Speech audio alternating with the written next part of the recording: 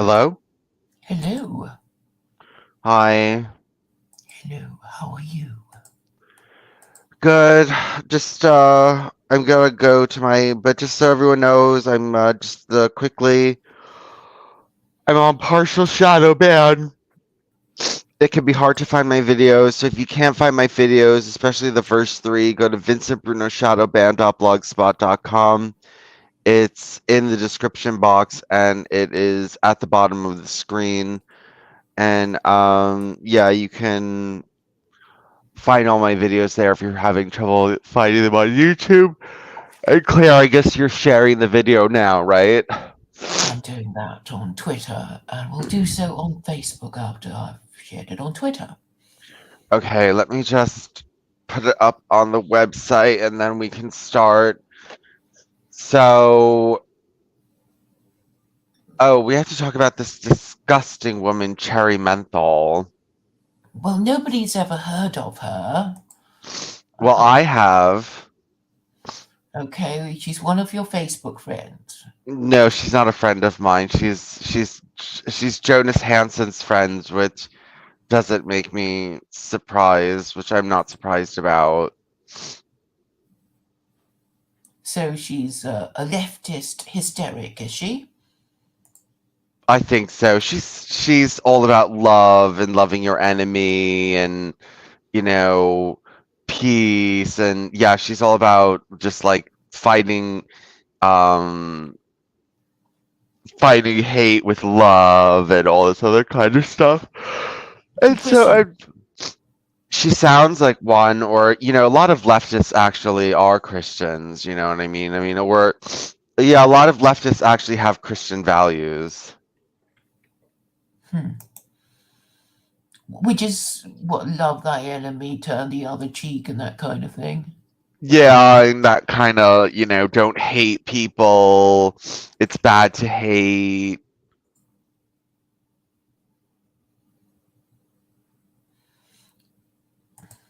Yeah, that kind of thing. It's bad to hate people. It's just infantile, really. I mean, it's the sort of thing you tell children, but maybe not Yeah, too well, much. the thing is that people like her don't understand that. Well, I was trying to teach her that under the Noahide laws, you're not supposed to lessen hatred for idolaters, right? There's an actual law against there's an actual law against lessening hatred for idolaters. I mean, I quite approve of love the sinner, hate the sin. I mean, in that it is possible to separate the two, but obviously not if they're not remorseful. Not No, if the yeah, sinner is that's not. I need to find this article, but no, I think Alan Cecil goes through it too.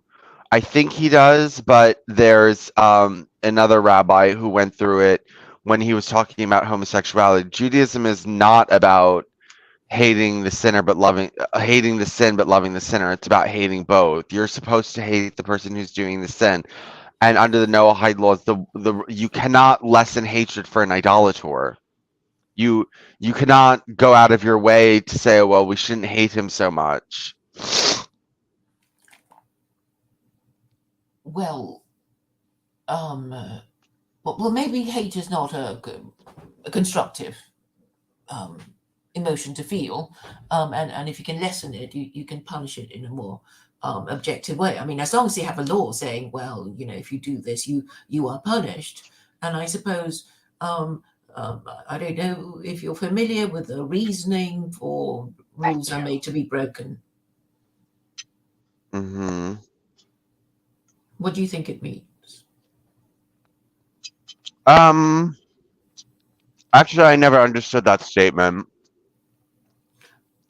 Well, I think it means that when there's a sign saying "Do not park outside this entrance," that the owner who puts out the sign expects people to want to park outside the entrance, which is why um, you the homeowner puts that sign out. And the same reasoning might apply to God, who forbade all these things like idolatry, blasphemy, you know, sexual immorality, murder, because I think God understands that people every now and then desire to murder, steal, have sex with people who are not their spouse, etc. So that is what I understand by the saying, rules are made to be broken, because the person who made those rules expects people to keep wanting to break them and is warning people not to do it. And if they do it, there will be consequences. I think that is basically the thinking behind it. I mean, I suppose that homeowner could be saying, don't even think of parking outside my entrance. But that would be, but then that would just attract, provoke people to thinking of parking outside their entrance. I know, but if there's punishments, they're not going to do it. That's why, you need punishments. Rules are meant to be broken, but no, they're not meant to be broken if there's punishments that come with them and people are scared of it.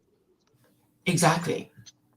Because if there's no penalty, people think, well, so what? It's just your opinion that I shouldn't bow before idols, etc.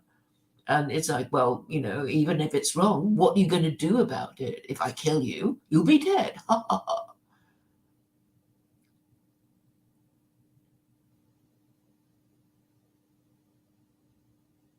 Hold on, hold on, I'm eating. Hold on.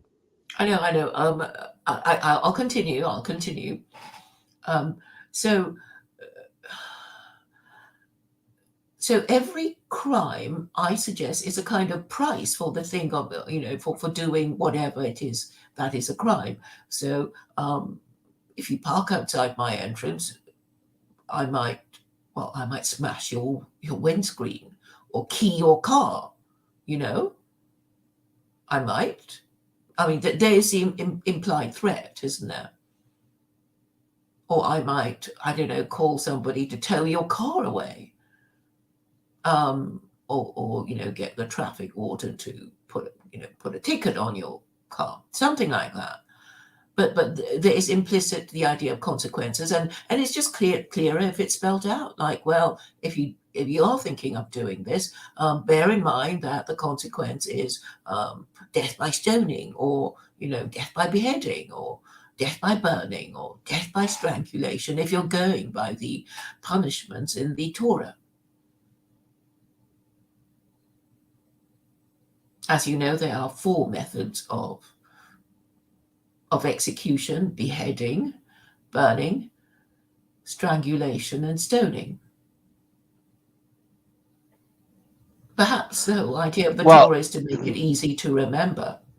yeah, I mean, yeah, the point is to make it that people don't want to break these rules and are scared to break them, instead of handling them with love, which just keeps it going and the problem going. And she's not even talking about this in reference to the Noahide law. She's talking about it in reference to jihadi terrorists in Palestine and stuff like that. That's what she's talking about, forgiving. So she's pro-Israeli, and she wants the Jews to forgive them and let them do whatever they want, that kind of Well, thing. I don't know if she's pro-Israeli, but I'm pretty sure she's 100% on the side of Palestine. Who knows? Maybe she just wants Israel, yeah, to stop hurting the Palestinians and stuff like that, which I understand. But, she's trying to, the Palestinians are assholes too, they're also assholes. I mean, they Oh, drag J. I don't ever involve myself in the, they did this and they did that, and it's like, yeah, I already know you hate each other, so, um, it's like, well, a quarreling couple who've been, together for decades, complaining to you about their marriage and who said this first and who started it, and it's very boring, and you don't really care. Or children, wanting you to settle it, some dispute, between them, and think, well, he started it first and whatever. But, um, talking about penalties, I mean, there are certain social penalties for behaving in a, well, crazy way. Or, okay, it's not actually illegal to be, domineering and rude and, stupid and inconsiderate.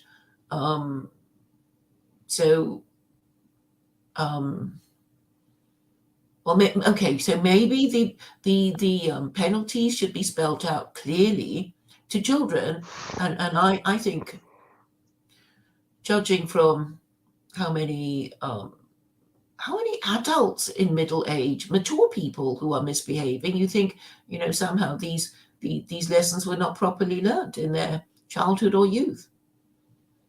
I suppose I'm thinking in particular of Mark, whom you spoke to yesterday on the Randos United stream. Oh, he was an idiot. Yeah, I mean, he's like, calling me pedantic because I said there's actually a He was the definition. one being pedantic. He was the one being pedantic, I thought.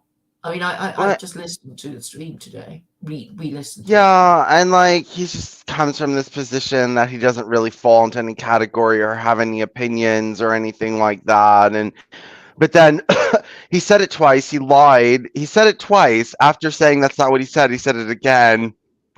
He's obviously against idolatry because he said twice that, people make mistakes with idolatry. Like they're not perfect. I think he's ex-Catholic.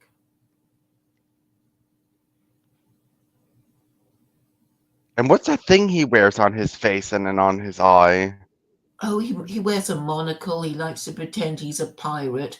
Jacob Falterecci lets him um, posture and display himself regularly. But I think he suffers from logorrhea, With logorrhea. verbal diarrhea. Oh. Well, I don't know. He does it a lot. I mean, he just really prefers to talk and not have anybody interact with him. And I notice what happened. He will let you stay on the stream with him if you agree with him, or if you talk, if you use philosophical jargon that can mean yes or no, which I'm sure Duvet will know exactly what to do. Not that David would agree with him, but I mean, if you use, know the kind of philosophical terms these philosophy graduates use, and then you appear to be taking him seriously by using these philosophical terms, and he thinks he's talking to an intellectual, and he'll but even then he interrupted that Bruce person a lot, who is some sort of radio show pastor. But they're all like that, I would say. I mean, it's just a sort of parade of personality disorders, which I know you find disgusting. And I used to find disgusting until I thought I might as well make the best of it and take an interest in these different characters and their psychological issues. Because I mean, this is something I've noticed um, between Wignats and people like that. People who think they're middle class and Christian and goody two shoes kind of thing.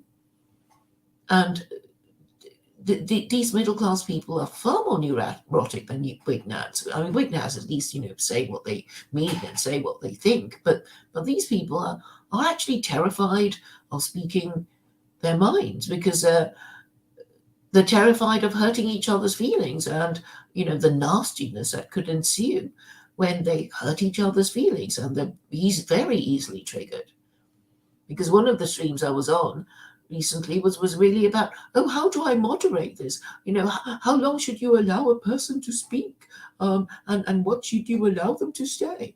And basically meaning me, because they've obviously had enough of me, but I haven't actually said anything that would that went against the community rules. So Mhm. okay, I'm basically saying that the middle classes are far more neurotic, than the Wignats, who at least, managed to, you know, obtain their kind of release by talking to each other and saying what they mean and getting strikes and complaining about it. Well, I mean, the middle class doesn't want to get too radical, and so they really are becoming irrelevant, aren't they? I think perhaps it's always been the case. If you're middle class, then you obviously have something to lose. And if you're right at the bottom of the heap, they need your labor anyway. So you've got to, okay, the ruling classes basically have to put up with them because nobody else will do their jobs. This is just some history I read about the watermen of the Thames, who were basically taxi drivers who, before all the bridges of London were built, they would, take people across the Thames in their boats and basically tell them their passengers exactly what they thought of the government and the world, which is what black cab drivers would do. One of the best conversations you could have with a stranger is really with a cabbie, because they know that you know they can tell you exactly what they think about everything, and you as a passenger have to shut up, or find yourself in a quarrel with the driver and then be booted out, before you get to your destination. So usually these taxi drivers get a compliant, submissive listener. But I guess I'm trying to say that working class people, in a way, have it better than middle class people who have too much to lose. They don't want their wives to divorce them because they've lost their jobs, and their children to go hungry because they've been cancelled. So I suppose we should feel for them a little bit. But surely there should be somebody able to say the things that need to be said. And okay, I'm basically saying, I'm doing it for them. If they're too scared to say it themselves, I'm saying it for them. So I rather resent it when they just have to do their dances of hatred around me. Their dances of fear and hatred. Yeah, they're. Well, he said he threw you off the channel because you were calling him mentally ill, which I can No, that was understand if you get. afterwards. Yeah, I know if you get. I know, but if you get annoyed to them to the point and they're having, useless conversations that are pointless, then it does get annoying. It's hard not to insult them, you know. It gets hard Yeah, not to insult them because they're just so disgusting, like cherry menthol. But yeah. they're so disgusting. But yeah, before I'll let me just get my thing out to cherry menthol because um this stream is gonna be about her. But yeah, I mean, if you're gonna play this game to like love evil people and stuff like that, I'm trying to get her to Judaize. I'm trying to get everybody to Judaize because What does that's that just mean? just Judaize to do what Rabbi Watton said and take on the the virtues of the Jews without any of the vices. And one of the virtues of the Jews is actually hating your enemies. This love thy enemy is pagan nonsense that crept in with Christianity, and it I obviously don't think doesn't even work. Christians practice it. What? Do you think Christians even practice it? I thought it was a part of, Christian hypocrisy. Well, I, they only practice it when it's most inconvenient, don't they? They only practice it when when um when it comes to jihadis like letting off bombs or something. They only practice it when it's they don't practice it with like, your average homosexual or something like that. But if it's a scary and hard and difficult thing to deal with, then they practice it. You know what I mean? Like if it's, if someone just like let off a suicide bomb, or if there's hate and there's problems in Islam, then that's hard to kind of go against. So you practice love, love for the sinner. But, if it's, something easy like a criminal thief or a homosexual or something like that, then they're hypocrites and they don't care about love. Well, it seems to be the liberal shtick as well. We must be tolerant, tolerate all kinds of evil and misbehavior, and then stop people from complaining when crime is out of control and illegitimacy is everywhere, and and then ask for even more forgiveness and shut you up and call you fascist for not agreeing with them that the only solution is more tolerance and more forgiveness of bad behavior and evil. I mean, Right, these people exactly. create a problem and then say, oh, because of there is a problem, we must do more of the thing that created the problem in the first place. And it's usually women, because women want to be soft-hearted, because I think what it is, a lot of women just kind of understand that women like their women kind and stupid. That's You what. mean men like their women? Yes. So, yeah, that's what I meant to say. Um, Men like their women kind and stupid. But but if men don't control politics, then women will be kind and stupid to refugees and the children of refugees rather than people of their own group and own nation. And Um, where does it come from? It comes from this verse in the New Testament, isn't it? When Jesus was saying, "He who is without sin, let him cast the first stone," to this adulteress.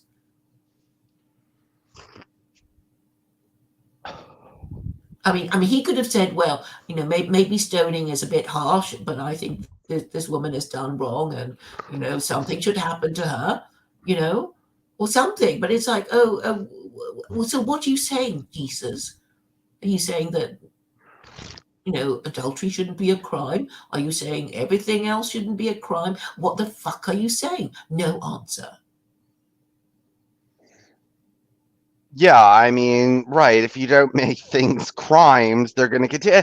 And that's the other thing about people like Cherry Menthol is that, or even Christians who don't believe in the Noahide laws, or even Muslims who don't believe in the Noahide laws. In that, look, if you believe something is heinously bad, I mean heinously bad, and you don't go after it to stop it, and I mean then then you're not really a moral person.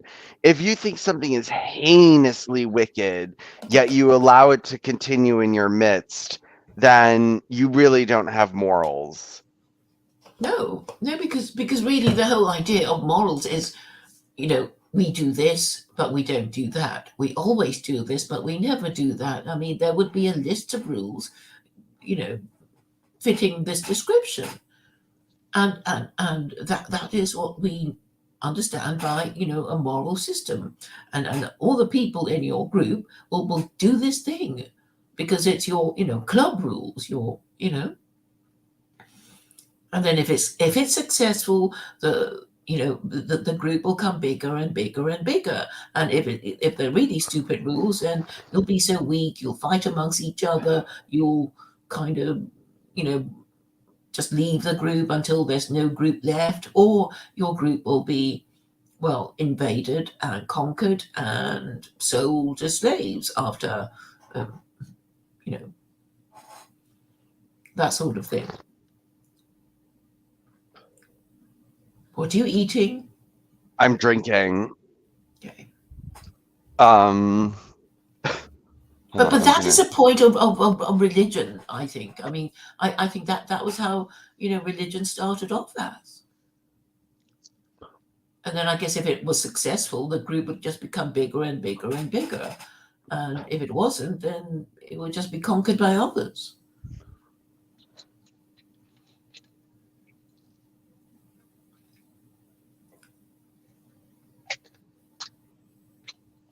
Well, I'm trying to teach uh Cherry Menthol about retaliation because we read in You Gentiles that retaliation is a Jewish trait, whereas forgiveness is a Gentile trait, right? I don't know. I mean, they're quite vengeful Gentiles. So Cherry Mental, okay, she's female. So she, even if she's actually malicious and vengeful, she will pretend to be kind and stupid because she thinks that men prefer kind and stupid women to, women who are smarter than them and who are, well, malicious. So in the olden days, women would just pretend to be stupid. So they're not going to show up their intelligence because that is uh, well that frightens men, puts them off, and they won't get married. So they have to rein it in, or are reminded by their mothers to rein in their displays of their intellect. I like I like um smart malicious women. Okay. That's what I like. I like I mean, yeah, I mean, well, the point I'm disgusted with Cherry Menthol, because she's such a stupid bitch. She's like, she's just so stupid and dumb, and that's the reason that I hate her. And this, oh, love the whole world and love the sinner and all this stuff. Like, if okay, like, would you love a murderer? Would you love? Okay, would All you? these women who queue up to be the girlfriend of some notorious serial killer and write to him and want to marry him. Yeah, I know. I don't know what the It's fuck is wrong. disgusting, isn't it? But I think maybe the motivation is that, well, at least he won't be cheating on me when he's in prison, but I can cheat on him. Well, I mean, because I'm not in prison. Ha ha ha. I don't And know what they're. I don't know I mean, what it, they're. it is a bit twisted, isn't it? Um, oh! What you said reminded me of. This was ages ago. It was with a male friend of mine. Purely platonic, but I think it was a time when yeah, Trump was president, and there were all these complaints of all these people who would just walk into America and then they would be separated from their children because they'd march into America with their children, and they would be separated, and there was this huge leftist outcry, and I was saying to him, well, if we were courting, I would pretend to feel compassion for these, children of these walkers into of America are being separated from their parents, and you do slurp very loudly. Sorry, go ahead.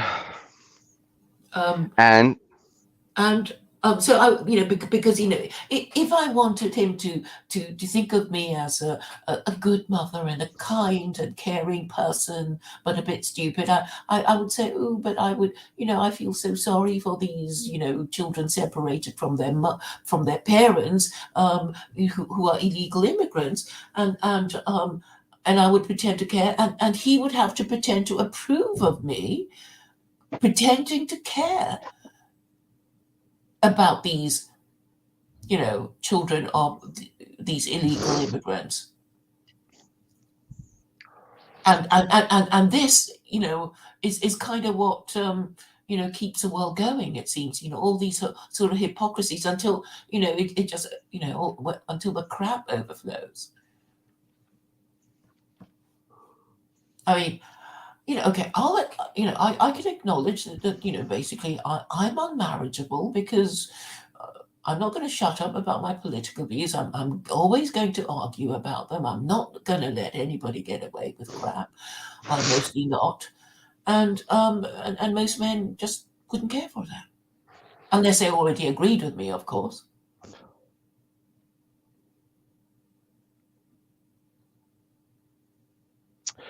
okay, let's read a little bit from You Gentiles. We're getting close to the end. We're, still a few chapters away, but we should be done with this in a few days.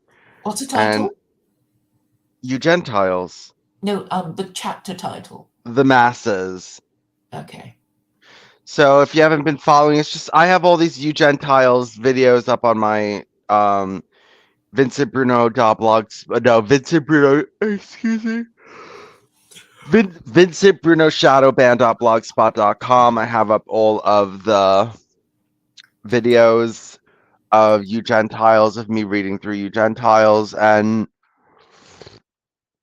Sherry Menthol. Oh, the one that says I think it's Dalmatian Dog is dumb is the one where we talk about retaliation.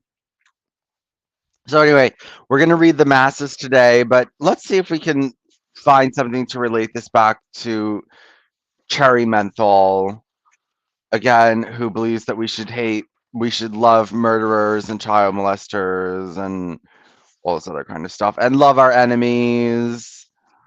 Okay, it would be absurd to pretend that Jewish masses are distinguished from your masses by a conscious appre- appreciation of the difference I have described. Indeed, very few of the thinking Jews understand the nature of the problem.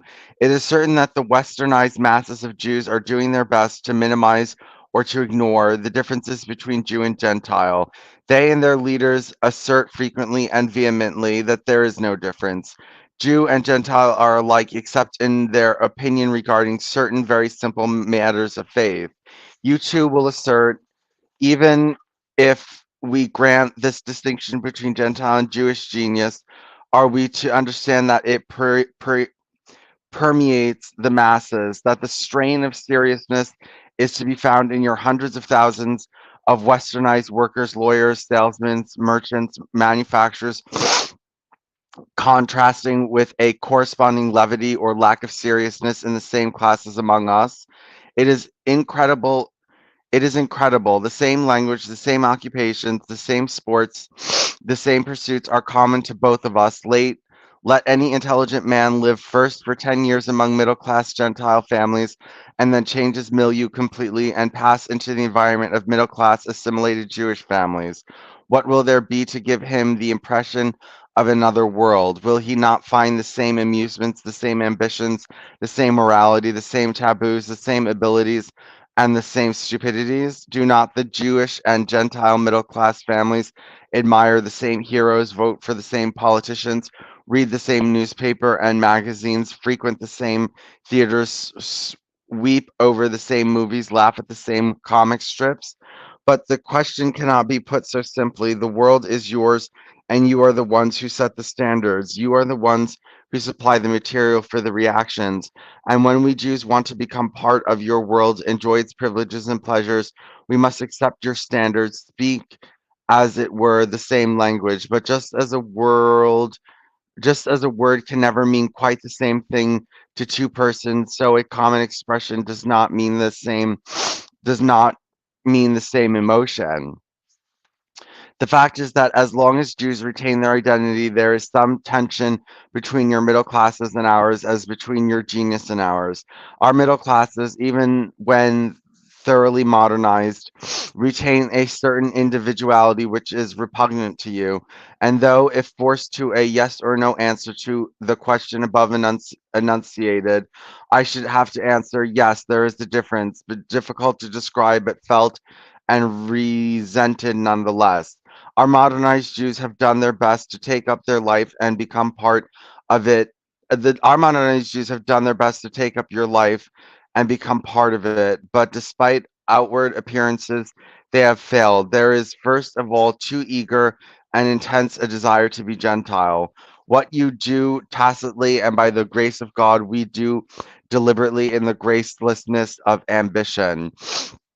You grew into this new life of yours. We contort ourselves to it. In 1 or 2 generations, we would achieve what it took you 100 generations to reach. We take up your life with an anxiousness, a ferocity which is its own undoing. Whenever it is, whatever it in you can be in. Whatever in you can be imitated, we do imitate admirably, but though you cannot quite define it, you are aware of a deception. Our hyster- our patriotisms are hysterical, our sports pursuits are naturally eager, our business ambitions artificially passionate. We seek the same apparent ends as you, but not in the same spirit. Would you have us fight and die for country? Would you have us fight and die for country? We'll do it as well as you. Would you have us run fast, box skillfully? Well, we'll do it. Would you have us build up enterprises? We'll do that too. But one thing we cannot do it for the same reason and in the same spirit. Well, we were talking about how Jews basically take what the Gentiles have done and bring it to a whole other level, right? And kind of use it in ways the Gentiles maybe wouldn't go to that level or wouldn't think in that direction. And so, the Jews kind of scare the Gentiles.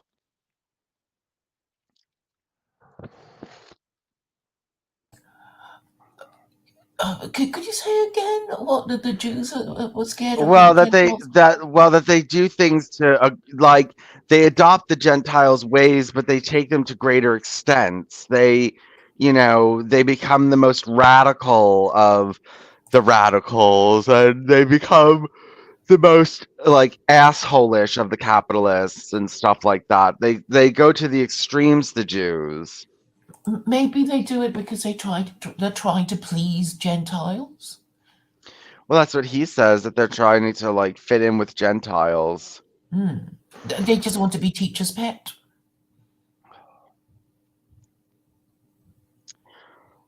Well, maybe, yes. But I mean, we were talking about that. That's a reason why we think people have problems with Jews is that, they get involved in Gentile pursuits, but then, they just take it really, really to the farthest extent. And so then, the worst communist amongst the communists is always a Jew. The worst, the most cutthroat businessman amongst the businessmen is always a Jew because they take it, to that extent. Hmm. Okay.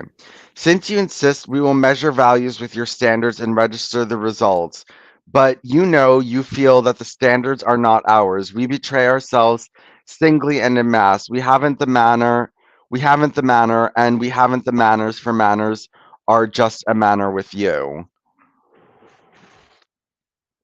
The Jews are lacking in manners because manners, as you have evolved them, are a spirit, a reflex to your play world. Manners cannot be copied.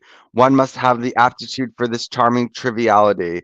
A single note of insistence spoils it all, and we Jews insist too much. And just as Jews are without manners, so they are without vulgarity. I have observed that between the vulgar Gentile and the so-called vulgar Jew, there is a singular and dreadful difference. The vulgar type of Gentile is not repellent. There is in him an animal grossness which shocks and braces, but does not horrify. He carries it off by virtue of a natural brutality and brutishness, which provide and mitigate a consistency of his character. But the lowest type of Jew is extraordinarily revolting. There is in him a suggestion of deliquescent putrefaction. The Gentile can be naturally healthy vulgar. The Jew corrupts into vulgarity. He has not the gift for it. What is vulgarity in the Gentile is obscenity in the Jew. I am able to watch either with amusement or indifference a vulgar performance on the Gentile stage. On the Jewish stage, I find it intolerably loathsome. In the company of low and brutish Gentiles let loose, I may not feel at home, but I can be an unmoved spectator. But when Jews try to imitate this behavior, I feel my innermost decency outraged. Well-mannered Gentile society rejects us, so does vulgar Gentile society. An individual genius cannot be taken as the higher type of the people which produce him, but in the mass there is an inevitable correspondence between the product of the geniuses of a people and the people itself. Studied act, actuarially, the people find utterance in the genius. There is an undoubt There's an undoubted consistency in all the products of the greatest Jewish minds. Whether we take these statistics laterally, whether we take these statistics laterally through an age or vertically through history, we will obtain a similar result. Whether we begin with the Bible and take the sum total of our work down to Karl Marx, or confine ourselves to a single country and generation, America today, for instance, with Un Untermeyer, Lewis Show, Frank, Hetch, and we will find the same appeal to fundamentals, the same passionate rejection of your sport world and its sport morality, the same ultimate seriousness, the same inability to merely play, to be merely playful, merely romantic, merely lyrical. It is unthinkable that the masses of a people can mean one thing, its genius another. Were this so, the utterance of great minds would lose all relevance, would become pointless and impotent.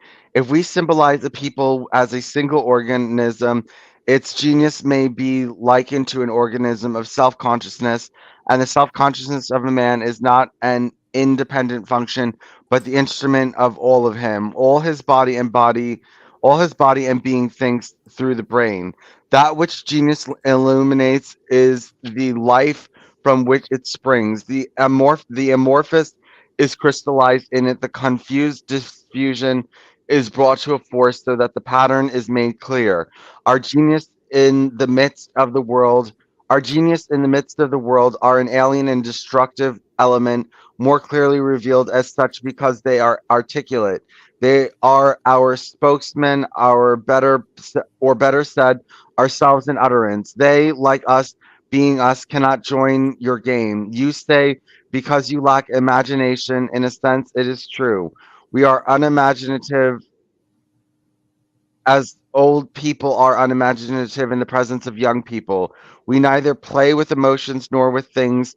We lack romanticism as we lack inventors because we lack inventiveness.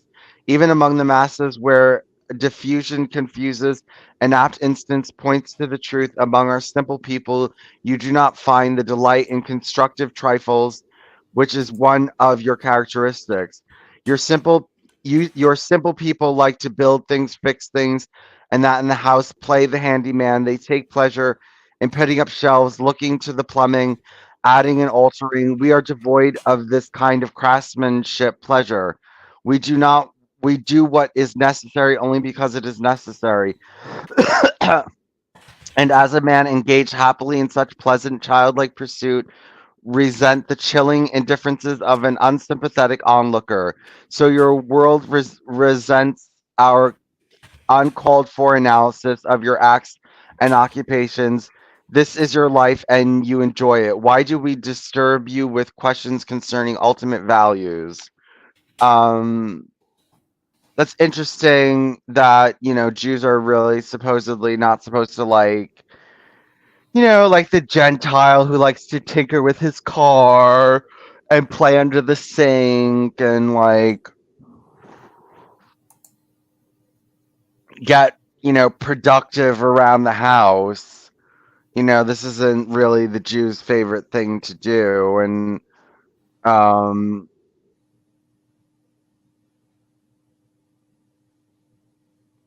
yeah, I guess they're not really usually craftsmen, right? Well, I don't know. I mean, once upon a time, Jews did live amongst themselves, and there would be farmers and carpenters and you know plumbers and all kinds of things. I mean, they didn't all become rabbis and they didn't all become academics, right? Some of them, they run businesses. They learn the trades, I guess. But I guess they would prefer not to. They would.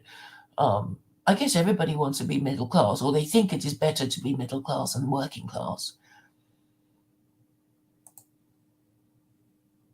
And it's not just Jews who think that. Lots of Asians think that. They always want their children to be doctors and lawyers and accountants and engineers.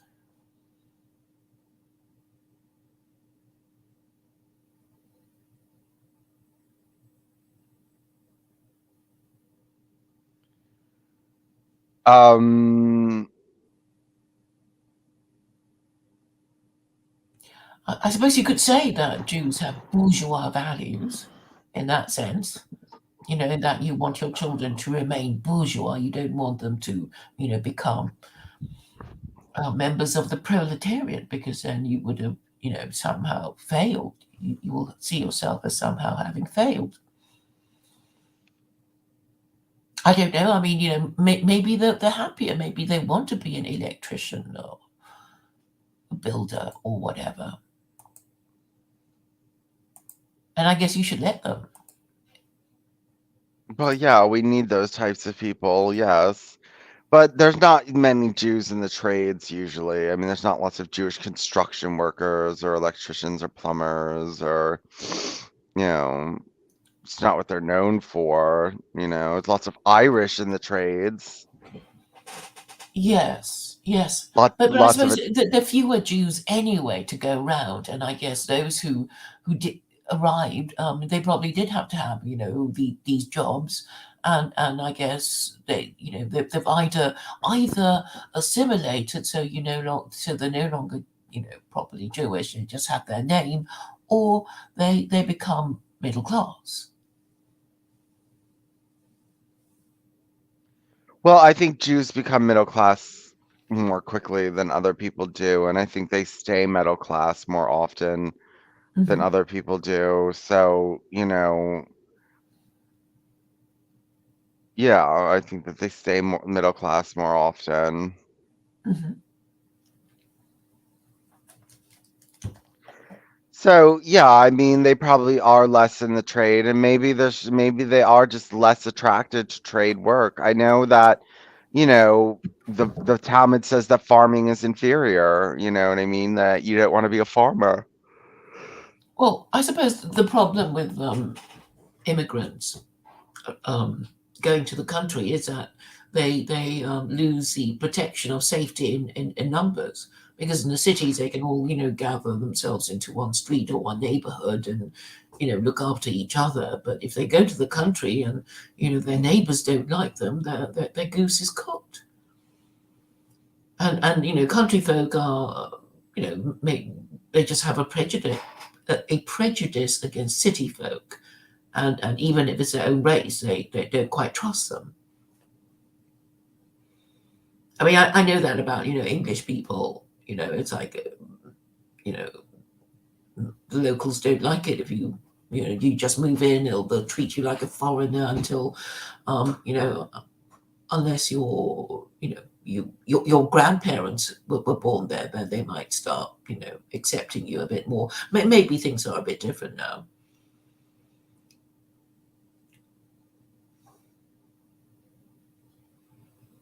So, I mean, that might explain the reason why Jews, tend not to go to the countryside, or any kind of, newly arrived immigrant. They would stay in the city because, well, there's not much happening in the countryside unless you do own a piece of land and want to farm it.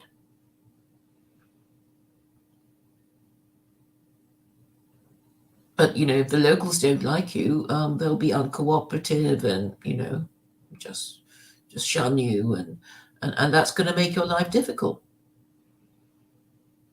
And okay, so I knew somebody who lived in the countryside, and he was saying, well, actually, you have to be careful what you say in the country, because if you offend your neighbor, it's a social disaster, really.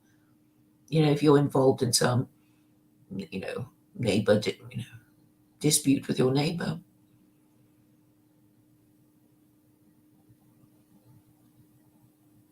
But so I think always concentrating on it's because they're Jewish is maybe um, being a bit simplistic. All right, we have one page left. Hold on. We lack inventiveness. You will say that this springs from our lack of vitality. Men are lyrical because life sings in them. They are inventive because life is restless in them and drives their fingers to activity. I will not argue the cause of the difference, but lacking inventiveness, we shall lack sympathy for it. In your delight, you call inventiveness the conquest of nature, but the boast is to us a foolish and childlike boast. The problem with which man is faced cannot be answered by scientific inventions. The conquest of nature does not lie in evolving keener sight, swifter motion, larger strength. This is but magnification, which leaves the element of the problem untouched. Can you conquer, but not nature, but the nature of things? It is in the nature of things that the bitter problem resides. If science should doubt the span of human life, will the nature of life and death be altered? We will not feel as mortal as insignificant. We will not feel as mortal as insignificant. Will we not feel as immortal as mortal as insignificant? Will we even be aware of living together, living longer? If science should bridge the planet and the stars, will the newer playground be larger than the old to those that live in it? You have found a whole world since the days of the Greeks. They lived on a tiny plot of earth, an ant hill, and you have a gigantic globe to build on. What difference has it made? What significant conquests have you achieved? No, not things, but the nature of things baffle us. The dreadful circle, the eternal balance, for every gain, a compensating loss, for every new revelation, a new deception, for every new extension, a loss of intensity. The nature of things cannot be solved because we partake of that nature. We can never get around ourselves, we can only turn around. Your world spins in a joyous illusion of progress. We, untouched by that illusion, destructive of your mood, stand aside, static, serious. We will be satisfied with nothing but in the absolute. The aloofness speaks clearly or obscurely in our masses as well as in your geniuses. Dealing with objects instead of with laws, they betray the same unenthusiastic objectivity in their attitude to your world. As long as they retain their Jewish identity, they will, despite denial and effort to the contrary, remain the same. Okay, well, this wasn't very flattering to Jews, was it? That they're not inventive? Well, these are generalizations, which I don't think are, yes, some people will say it's true, some people will deny it. I just don't think it's particularly helpful. Well, because you don't think it's true. I mean, I'm sure. Oh, I don't know. I think all these generalizations are not that helpful. I mean, okay, I've explained why Jews, the few Jews who are working class, because, well, they probably assimilated and lost their Jewishness, or they, you know, did well for themselves and retained their Jewish names and traditions.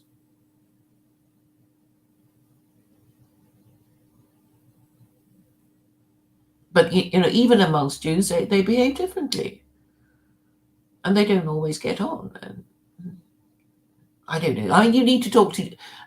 I was going to say you need to talk to a Jew, but even if you had a few Jews around, they would probably disagree with each other about how to, um, you know, whether to accept this description of them.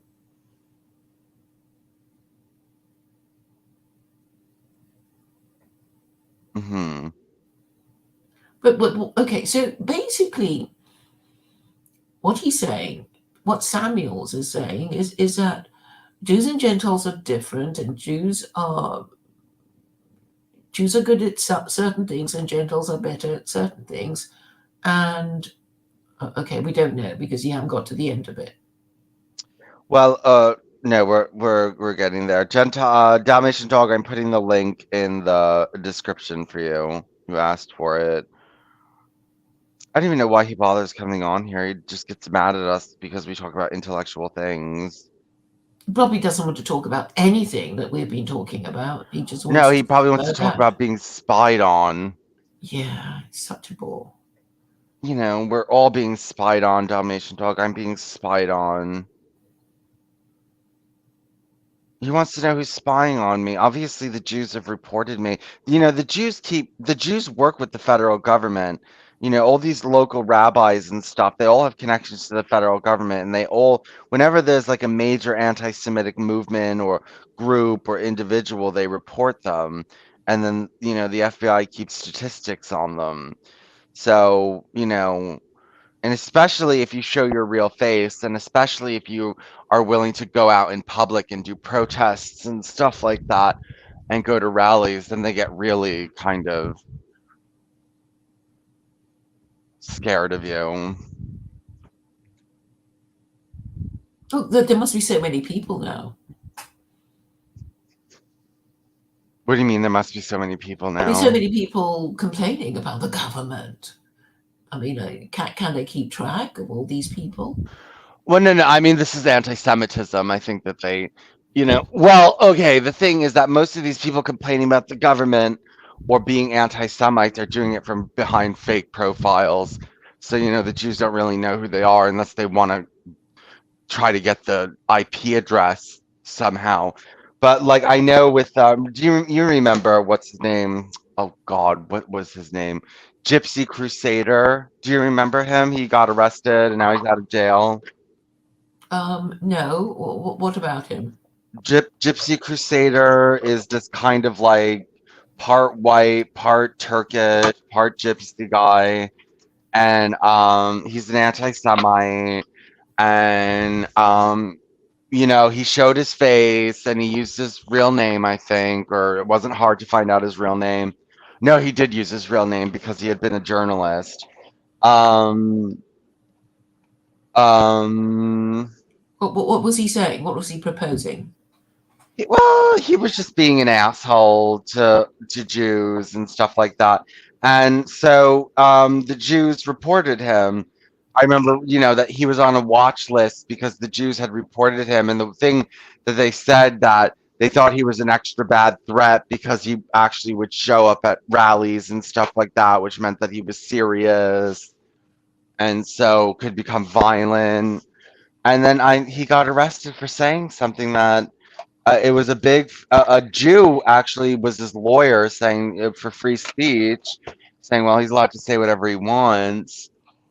I forgot what he said. I don't think he called for violence, but Hmm. he did say something. He said something that got him into trouble and got him sent to jail. Right. I'll look him up. Talking about the ADL, I've just read a posting on Telegram that they have been demanding that Twitter censor Substack links Why? because all the dissidents go on Substack, like Ann Coulter, Jacob Barturecci's on it too. Um, I mean, you know, basically, I'm okay. I don't publish on Substack. I'm still doing it on Blogger because I just can't be bothered. You know, but people like Substack because it's monetized and you can get people, you know, to pay just to be able to comment on your posts and stuff like that. I basically haven't bothered. So, well, that is what they've been proposing to Twitter, ADL, telling Twitter to ban Substack links. Yeah, they want to, I know, they want to ban everything. They're just, you know, I mean, they're going to get themselves in trouble running around banning every little thing because then, you know, eventually you're going to get They'll get everyone themselves mad. banned. Well, they'll get themselves banned, but they're going to make everybody angry. I mean, there's only so much banning you can do before you start affecting the whole population, and then everyone hates you. I mean, it's one thing to ban extreme stuff, but once you start getting into banning everything, then it's over for you. Yeah. Well, let's hope they keep wanting to ban things. Then it'll be over for them.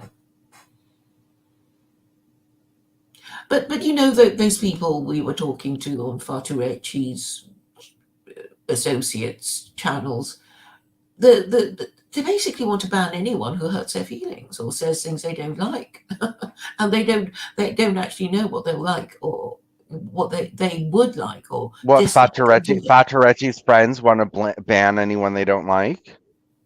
Well, okay, there was one stream that I kind of listened. Well, that I was sort of on very briefly at the beginning and and at the end, or well, actually in the middle and the end, and they were basically complaining about me, and so and the moderator was saying, "Oh, I don't know how I should treat this. I don't know how to um, how long I should let people stay and talk, and I don't know how to do this. I don't know how to do this."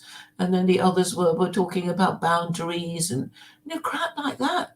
And basically, they seem to want a nanny to be there to stop their feelings from getting hurt. But I mean, of course, they wouldn't be able to agree on who that nanny should be. I mean, completely infantilized. Yeah, But they are completely infantilized, and I'm trying to like I've really realized that 99% of the planet doesn't think unless they're forced to think, and that usually means that they're being put in pain. Um, excuse me. Um, I don't know if it's possible to put them in physical pain right now. I don't think we're, there's at no a need. There's no need to. There's no need to torture them. It's enough to just tell them the truth about well, but I themselves. know, but the thing is that if you're telling them the truth and they're sitting from a place of comfort, then you know then they're not going to change, especially if the truth is coming from a minority or the truth is not well known or well established. And, it's just some rogue prophet out there telling the truth that it's not going to force them to think. I mean, the only time that they would think is if it became huge and a lot of people were it and they would fight with you if you disagreed with them, and you would get your social status lowered if you didn't believe in it or if you went against it and against the truth and all these other kinds of things. That's the only time that, people will stop doing, you know, these types of things or will change. Most people, 99% of the planet is not going to change unless it's absolutely forced upon them. You know what I mean? And, I think we could be a force for force, forcing them to think, because okay, I mean, what I think they would do is they'll listen to us if we talk about them, and I mean they're Christians, right? So they're supposed to be interested in theology. And one of the things that Mark Lefebvre said was, well, you must never talk about theology unless you really totally trust the person, blah, blah, blah. And so basically, they're terrified of discussing theology because guess what? The Trinity. So I think we could have, more of an interaction with them by actually talking about them. And their the displays or their pathetic displays of mental illness, but they love Paul van der Clay because he's always so kind to them, and he's his father figure, and he soothes them, and pats them on the head and whatever. yeah, they're really pathetic. Whose show was I on last night? What was his um uh, you were on Randos United, which is controlled by Jacob. Jacob Fattoretti? Yes, because I think he pays for these people to stream, using StreamYard. You get a kind of associate status, or you can give membership to a friend of yours, and then they use it, and then you can crash their streams, and they can't complain because you're paying for it, which is what he did to Gavin basically when I was talking on Gavin's stream on Randos United. Is that who I spoke to last night? Gavin? No, Mark. Oh, Mark. Well, I mean, he's not worth talking about. He doesn't, I mean, he has nothing to add to anything. He's just an idiot.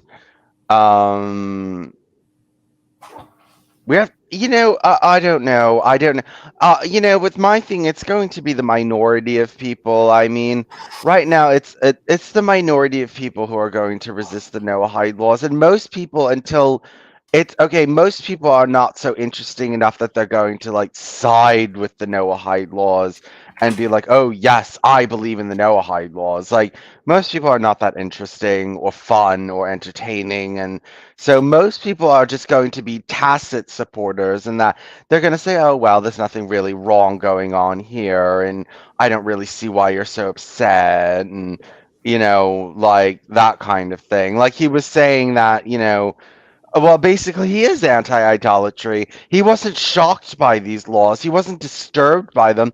He said, "Well, these are what our country was already built on, and these seems to be what we already have." And I said, "Well, well, he did say, well, if you tried to go back to them, people would revolt." He did say that, but If you try to go back to what? if we tried to outlaw idolatry and blasphemy, he said people would revolt. But Yeah, I because don't it's think. against the First Amendment. I know, but it would be a revolt of the peasants. It wouldn't be, revolt of the political classes. Well, the political classes are pretty keen on the First Amendment. Yes, but they're a lot more corrupt. I mean, the political classes, the actual like people in politics. Look, the Jews will tell them how this. The Jews are not just going to come out and say, okay, let's ban people's religion. Okay, that's what I'm doing. I'm trying to accelerate it to that point, but the Jews they're much too boring for that. Okay, they're much too boring for that. And they're gonna say you can keep your First Amendment, even though it's not true. They're just gonna boldface lie. They're going to say this, say, oh, it's about freedom of religion. They're going to tell you that the Noahide laws are about freedom of religion. Well, they are informed Gentiles who know that they will be lying.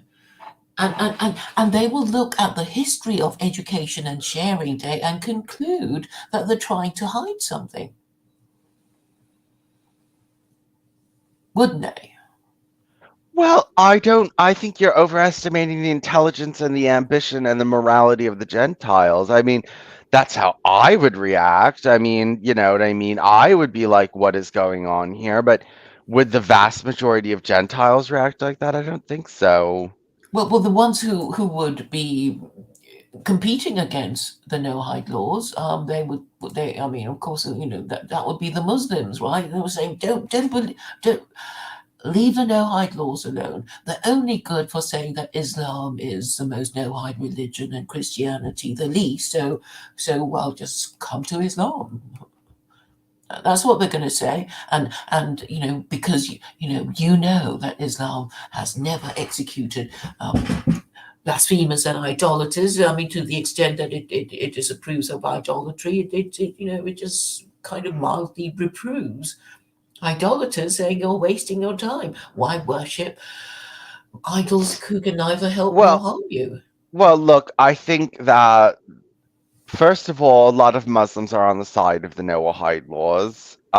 Number two, a lot of Muslims are smart enough to know that if you're anti-Noahide law, you can very easily also be anti-Muslim because Noahide and Sharia, Sharia is a lower form of Noahidism. So to be against one, is to be against the other. And I don't think Muslims have a strong foot to stand on when they talk about like, being all for human rights and stuff. I think people will just turn around and say, "Well, who are you to talk, about Well, human they rights?" would just say the First Amendment is based on Chapter 2, verse 256 of the Quran, which says there is no compulsion in belief, truth stands clear from error. That's what they would say. And that the no hide laws would conflict with the First Amendment. And they would assume that it would be un American to propose its repeal I think or abolition.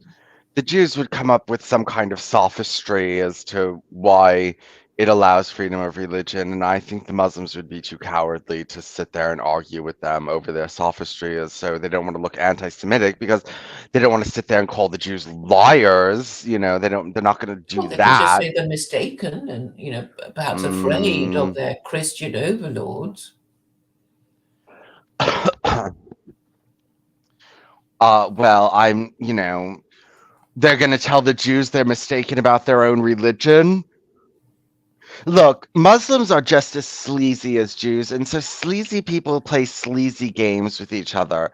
So if the Jews come out all sleazy and are like it's about freedom of religion and freedom of speech and everything is so liberal and wonderful under Noahidism, I think that the Muslims will find a hard time coming out and saying, "Oh no, nonsense! The Noahide laws are brutal and squash freedom of religion." I don't think they're going to come out like hardcore like that. I think they're going to play games like, "Oh, brother Jew, um, we also believe in freedom of religion in this, and we are brothers." You know what I mean? Like, Hmm. Well, we'll see. But I mean, basically, we want secular Quranism and the no-hide laws to be, the alternative for social conservatives in the West who are Christian and know that Christianity is kaput. I mean, that's what we're about, isn't it? Would you say? yes. Well, yeah, I mean, I mean, secular Quranism or Noahidism is the alternative to Islam in the West. And And Christianity and uh, liberalism yes, and and Christianity. conservatism. Yes, and now we have Quranic Noahidism, which is a marriage of the two. I just need Which to, is I your really, view? well, I just really need to investigate how much overlap there is. Like, I mean, I know. So what there would be contract laws, there would be marriage laws in the Quran. I'm trying to think. So the Quran would just add to the Noahide laws. You would have the Noahide laws, and you'd have to follow all of them. But then the Quran would just add to it. Whatever was missing from the Noahide laws would be added from the Quran. Yeah, I mean, it might be easier for rabbis to say, just identify, anything in the Quran that you don't think is in conformity with the principles of the no high laws, and strike it out. Find something, but go through it. But Michael Schulman, he won't read a Quran because I think he's been warned not to or something. It's very strange, some of these rabbis. It's almost as if they've been warned not to read it, or they can't, trust themselves to read it on their own. And I remember him saying, and I said, well, how can you comment on the Quran if you haven't read it? And he said, I have a Gentile to read it for me. As if it was just such a filthy document that he could possibly read it with his own Jewish eyes. So they're being a bit weird about it. I mean, possibly, rabbis kind of warn each other not to read the Quran, and with perhaps the motive of stopping Jews from converting to Islam, because if you're being logical about it, Islam is Judaism light, and if God says you can get to heaven using Judaism light, why wouldn't you? And Well, obviously they don't want to lose numbers, so maybe some big rabbi, or centuries ago, said you must never read the Quran because it's a bad book, and you may lose your olam haba if you do, or some silly threat like that, which may explain why so many rabbis refuse to acknowledge that they've read it, or refuse to read it point blank, like they're afraid of reading it.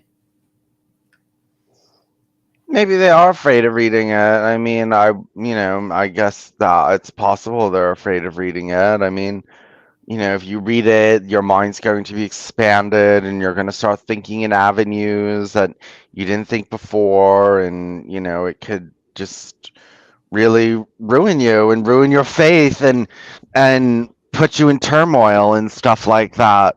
Though, you know, people prefer religions that work with their brain, the way their brain is formulated and the way their brain naturally works. And, I was, more attracted to Hinduism because it was more plural and diverse and, um, all these different gods with different aspects, and a lot of them had certain liberal traits to them or seemingly liberal traits that attracted me, and, interesting stories and stuff like that.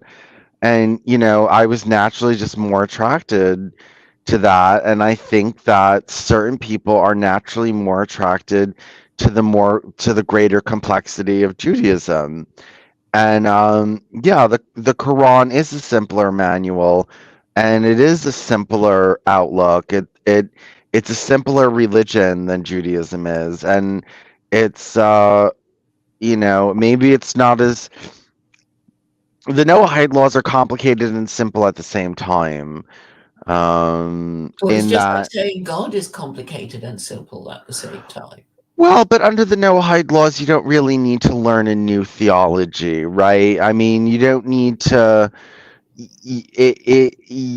It's simple in that it doesn't necessarily require a change in belief. It really only requires a change in action, and it's really just negative prohibitions, right? Like, don't do this, don't Sorry, do change in that. action. What do you mean? What, bowing for Well, before idols? yes, and things like that. I mean, I guess you couldn't. I guess you couldn't read the Quran, I guess. I guess that would be considered idolatry, unless you were reading it to refute it. And so, which under Judaism, you're only allowed to read pagan material or idolatrous material if you're trying to refute it, and that's the only time you're allowed to read it. And so, I guess you could put out these manuals, the Quran refuted, where it's the Quran, but within the Quran they have all the refutations listed out and everything like that, and why it's all wrong and that kind of thing. So, you might have to learn why Islam is wrong, but you're not going to have to learn about how something else is right. Mhm. But I suppose the most important thing really is that if you're a Jew and you're saying Islam is rubbish, and you want to argue about it, then a Muslim will say, "Well, have you read the Quran? How do you know it's not as good as the Torah?" And so on and so forth. And I suppose reluctantly the Jew will have to read it.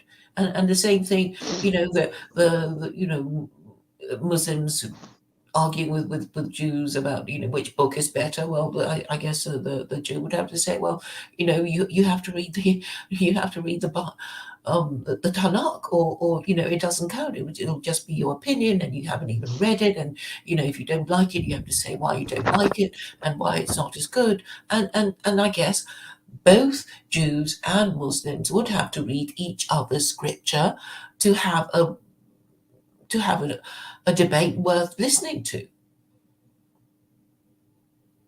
Because then the Jew would say, well, the Quran is not right because A, B, and C, and the Muslims will say the Torah, the Tanakh is not right because of the E and F. I mean, they can't escape having to read it, is what I'm trying to say. They can't escape it. Because we all know that if you say a book is bad and you shouldn't read it, people will say why. And if they say, oh, it's just bad, just listen to me, that person doing all that will actually create a desire in others to read it if they don't um, you know give enough information, I guess.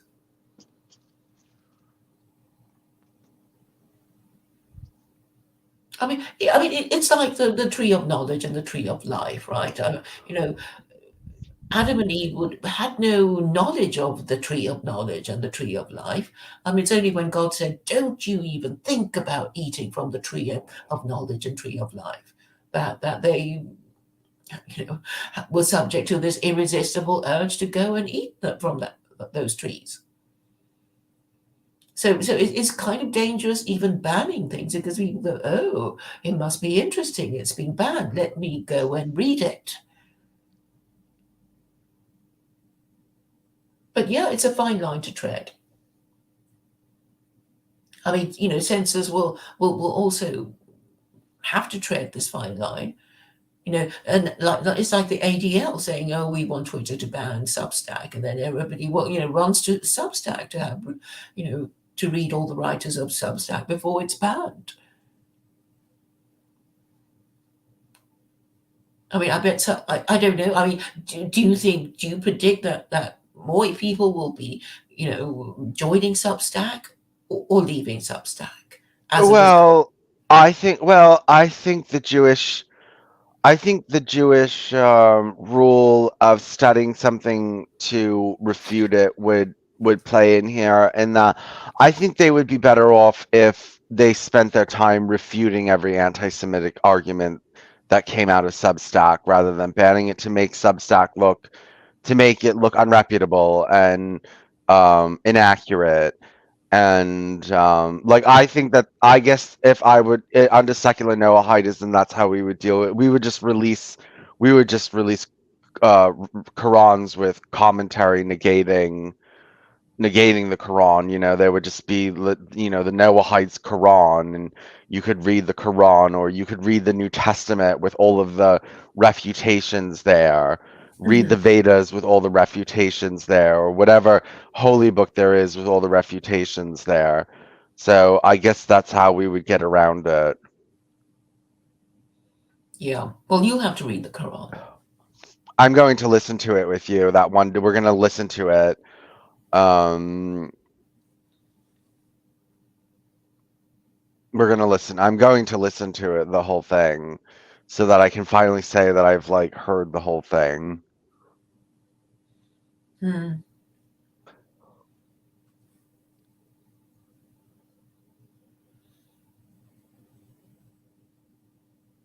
Um, Dalmatian dog seems to have gone.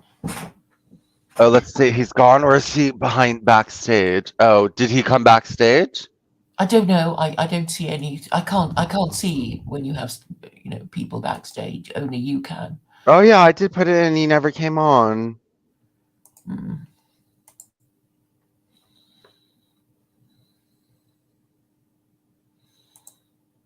Yeah, he never came on. But I think if we follow those characters around, and they are nominally interested in theology, because the Christian or post-Christian or Christians about to lose their faith, and they congregate around um, Paul Viveki, who is quite ambitious. He talks about shaking hands with Jordan Peterson, backstage after meeting him at events and that kind of thing. So I think we should, be mixing in those circles. Well, I mean, you can drag me into those circles. Like you sent me the StreamYard for this whatever his name was, and I went on and I tried. I mean, it would be nice to find people that can actually have decent conversations, rather than this, but I don't know where to find them. Well, to be fair, some of them are all right. I like Neutrino. Um, some of them are all right.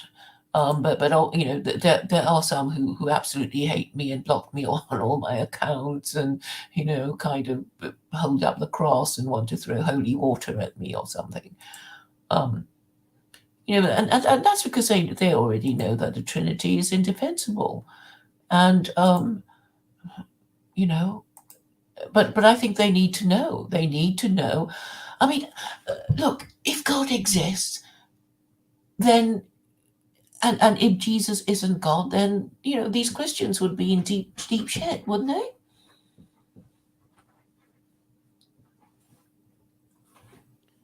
Well, yes, they would be. I mean, if the Trinity is false and, the New Testament is false, then yes, they would be. They would be, and I think Alice Cecil tore apart their New Testament rather well. Yeah, I would say that who are the guys who wrote the New Testament? Nobody's heard of them. We don't know anything about them. And did they even write the book of Mark, Matthew, Luke, and John? There've been so many theories about them, being Roman propaganda, or Roman construct when Constantine decided to, um, you know, Christianize his empire. And also, the important thing to note is that pontifex, which is the term for the Pope, the Latin term for the Pope, meaning chief priest, was the title of the chief priest of Rome before Rome became Christianized. It's something to bear in mind. What happened before Rome was Christianized? Pontifex is the Latin term for the Pope. And this Hmm. is also his username on Twitter. And Pontifex was the term for chief priest before Rome was Christianized. So it just means chief priest in Latin for Romans. And obviously you can imagine, if you just exercise our imagination a little bit, you had to put on a show to impress the worshippers, right? There is a bit of stagecraft involved in the whole thing, like, this is our ceremony. Look, you people of Rome, and you have to come here and do this and blah blah. It is actually a show, and people need to understand that. And it looks good, and it looks good in any of the of the Eastern religions, I think. Because if you every time there's a pope's funeral, and there's always a helicopter view of the procession, the uniforms of all the cardinals and whatever. It looks really great. And this is what impresses people, and the music, and this transcendental experience that people get when they go to Catholic mass, and they smell the incense, and the smells and bells, and the ritual, and the choral music, and the stained glass, and the stone building. I guess you don't have it in America, but there's plenty of that in Europe.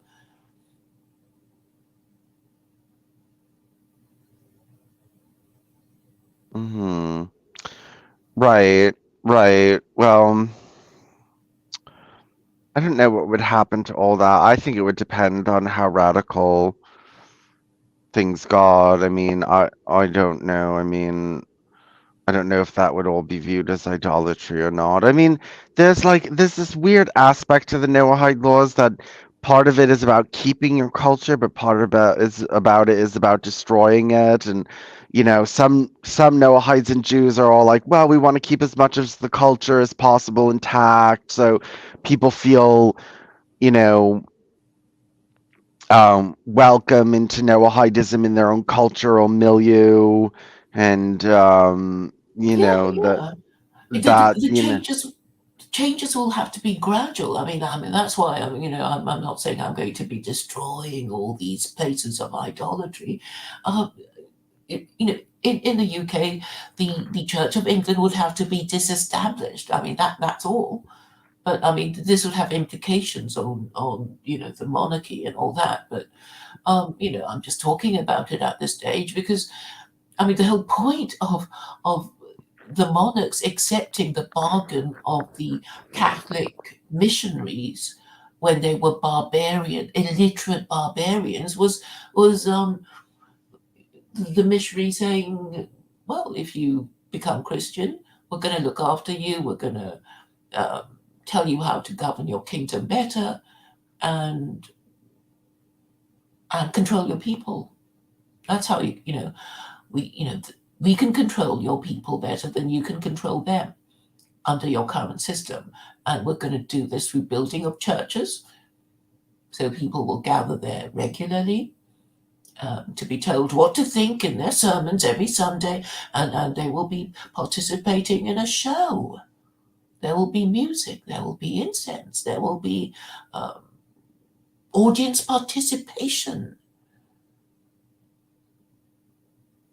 There will be rituals such as, the Eucharist. It will be something that it will be, something new and something they can eventually identify with. And in return, barbarian king, you will give us the souls of your subjects. That was a bargain. That must have been the bargain. And the barbarian king said, yes, sounds good to me. Better than what I have now. And the glamour of Rome, the eternal city, will impress the hoi polloi.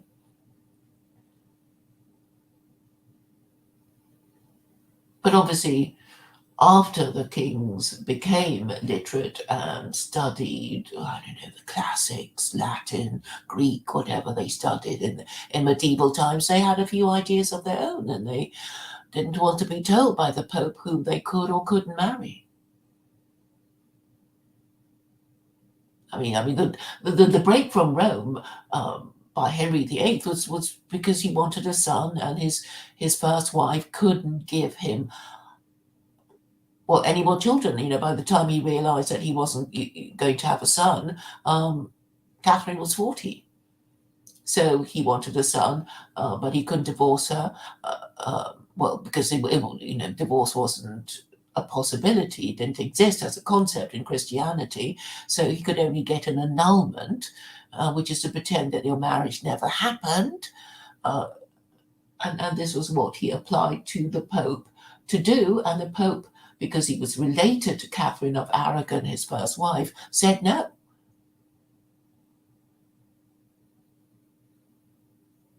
And that was why he broke from Rome. He said, well, I'm a king. I'm going to marry who I like. I'm not going to bequeath my kingdom to some daughter. And then he married Jane Seymour. No, sorry. It was Anne Boleyn, his second wife, and who gave him a daughter who was Elizabeth. But she displeased him and was beheaded. And the third one was Jane Seymour, who finally gave him a son, but unfortunately he did not survive into adulthood. He died when he was 15. So the throne went to Mary, who was the daughter of Catherine of Aragon, who was a fanatical Catholic and basically beheaded and burned all those English people who were not Catholic or not Catholic enough, who had associations with Anglicans,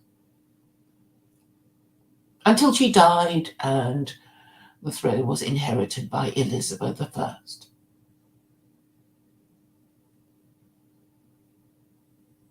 So basically I'm saying Christianity was only ever used to support the divine right of kings, and it failed. It failed to prevent the fall of Rome. It failed to prevent the regicide of Charles I or the regicide of Louis XVI in the French Revolution, and the regicide of Nicholas II in the Russian Revolution. It's been failing for 500 years.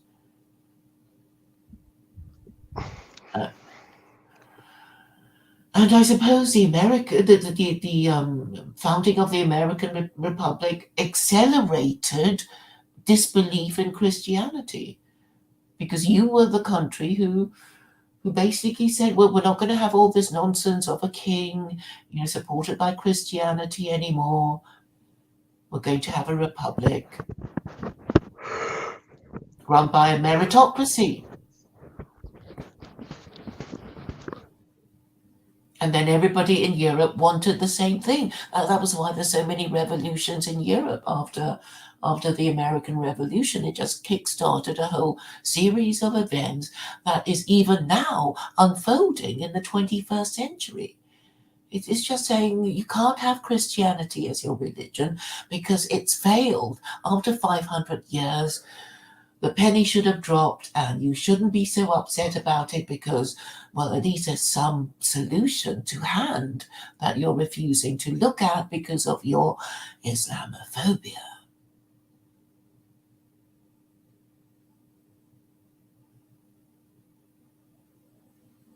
Well, there's a reason to be scared of Islam proper. I mean, the Hadith is full of garbage and evil You shit. have to control the interpretation. That's what you have to do. Of course, you have to control the interpretation, and lots of Muslim countries don't go the whole hog either. They've got a lot of things wrong because the whole point of a caliph is that he's not a king. He's basically a constitutional dictator, and when he goes, there's some sort of consultation with the citizens of the republic about who should be the next leader. He's not allowed to just give it to his son. So and the Muslims have themselves, because they wanted to carry on the institution of monarchy, they well, they ended their empire. Really, I mean, I think I've explained to you why the Mughal Empire ended, because okay. So basically, the Mughals broke the four wives max rule. So they had harems, and so did the Ottoman Empire. So they certainly had more than four wives, and probably these emperors spent more time in their harems than they did ruling their country, and maybe that's why it declined. I mean, if you look at the imperial harem of the Ottoman Empire, it was an actual institution, and I think it was the sort of the matriarchy that eventually liberated the Ottomans from all these Islamic rules. So basically, I think in 1858 they said gay marriage would be okay.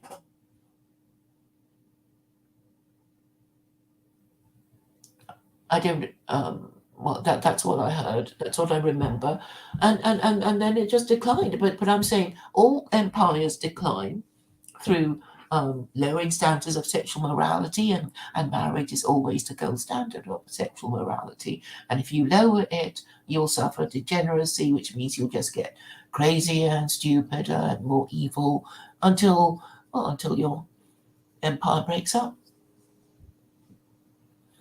And I'm saying it can be reversed, but obviously you have to act quickly. I mean, a lot of these Wignats say, "Oh, let's let everything collapse, and then we'll build again," like they're going to be around when it collapses. Yeah, right. This is what I'm telling them, that America's not going to collapse overnight, and it's not going. Look, it's just going to slowly decline over time and then disappear. It's not like tomorrow the whole system's collapsing and you're going to come out with your guns blazing and take everything over. I Like mean, in that's Mad Max, which is probably what they imagine. yeah, I mean, they're dumb if they think that's the way it's going to happen. Like, like it's going to be dystopian for, a while. It's going to be dystopian, Civil and disorder, civil war. I mean, when you think about, well, China, I mean, it had to suffer, the invasion of the Japanese, and they had to put up with the Europeans taking Shanghai and doing what they wanted, and then they had a civil war, and then it wasn't fun. But anyway, they got rid of the institution of monarchy, and I'm saying fundamentally that is a problem, because it's actually obviously stupid, right? You if you want to choose the best national leader, then you have to open it up to, well, the rest of the country. You can't just say it's only my family who are allowed to be, the successors to my throne, because, your son is just going to be no good. Or even if you have lots of sons, like the Moguls did. Hey, sorry, I was laughing at something I posted. I don't know if you guys could hear me laughing. Yeah, we did. Okay, But I'll sorry. finish my story about the harem. Okay. The Mughals got around the problem of not having enough sons to inherit, so they had harems and basically concubines, and had lots of sons. But then the problem was every time they died, every time the emperor died, all their sons would have to kill each other in order to become the next emperor. So that was why the Mughal Empire fell. And over to you, Dalmatian dog. I was just, I will, can I say, I was just laughing at this post I made on Discord about, how we don't get a vote for really anything. The older people have come up with this choice for the young people where you go down to the ballot box. They've got the greatest choice. They've got the best choice for you, young people. You go down to the ballot box, you vote on the laws, vote on how the systems work. No. The elites have to control that. We'll give you a vote between the man he used to host The Apprentice on the TV, or Biden, who's grabbing, sniffing, pulling young people close, wiping his nose up against the young people. He's 400 years old, barely can even walk, doesn't even know where he is. This is the choice the older people have come up with. This is the country that they expect you to participate in, to bring children into. Then they're confused about why the birth rate's going down. It couldn't be us. Why is the birth rate going down? We can't figure it out at this point in time. It's just too complex. It must be that damn technology. It couldn't have anything to do with us or our society, right? It's not like we're responsible, even though, in my opinion, they're greatly responsible, as I think anybody with common sense knows. And these people will go down. These people will go down. We're trying to bring this country down at this point in time. Don't have a family to help build this country up. We want the elites' kids to be swimming in a sea of fucking minorities, to get trampled over.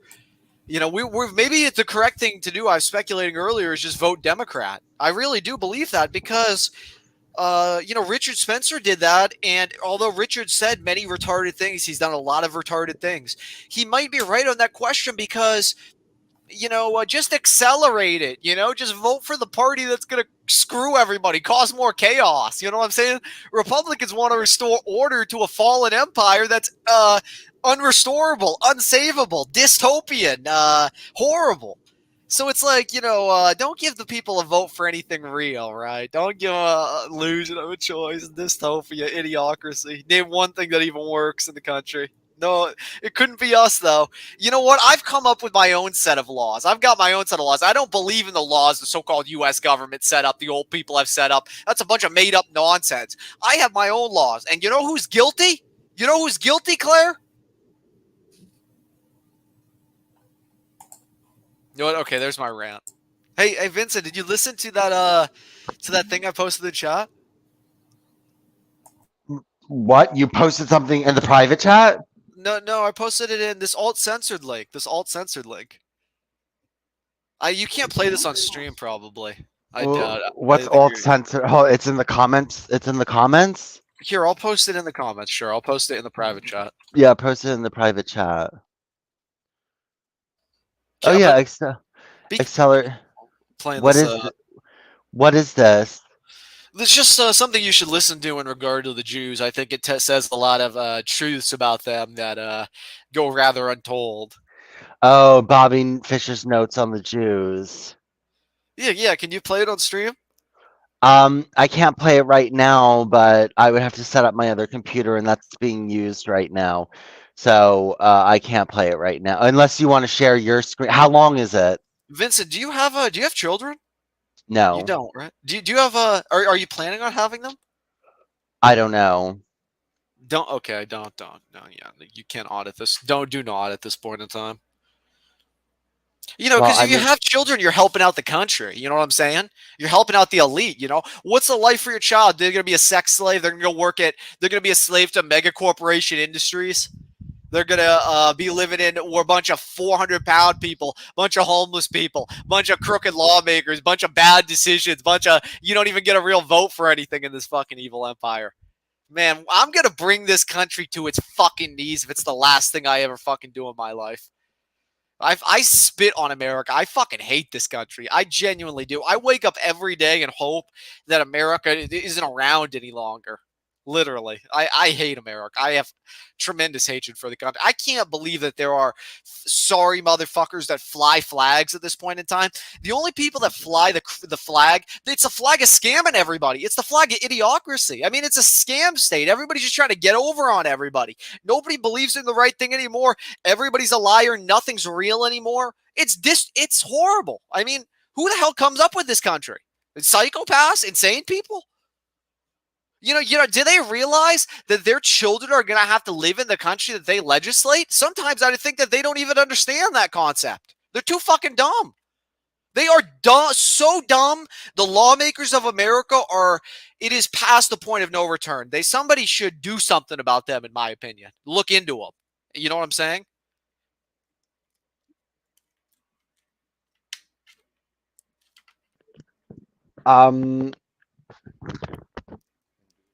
This is the older people have come up with a great choice for you. Vincent, head down to the ballot box today, okay? They've got a tremendous choice for you. And all their genius have come up with this decision for you. Well, I guess you sound like you're black-pilled.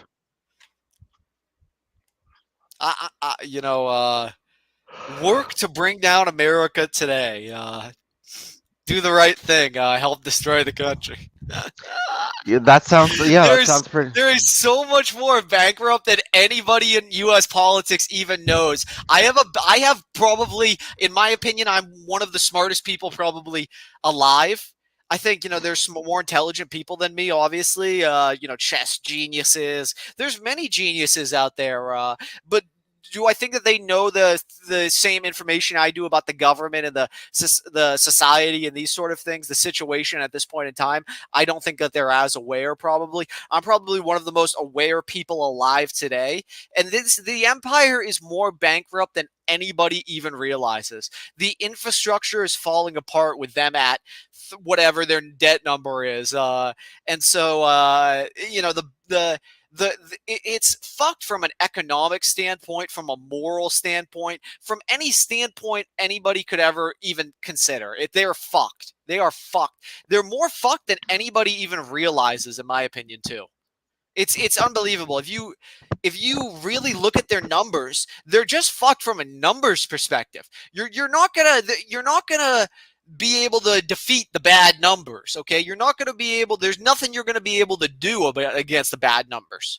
I think that's why they're doing this plunder situation that they're doing, getting Ukraine to fight this proxy war for them in Eastern Europe, these crooked fucking pirate Americans, so they can rebuild Ukraine or get the country done and over with as soon as possible. They know they're bankrupt. They know they're fucked in their heart of hearts, okay? They do know. A lot of them do know, at least the ones that are honest about it, at least the ones that are not completely retarded. A lot of the retarded ones probably don't even know anything.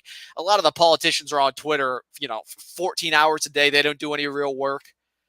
And the money is not real. The money is just being generated, given out. The economy's rigged and everything else. People are living in hell and there's no leadership. It's just horrible. I don't know how people can live like this. I don't know what the incentive is to even...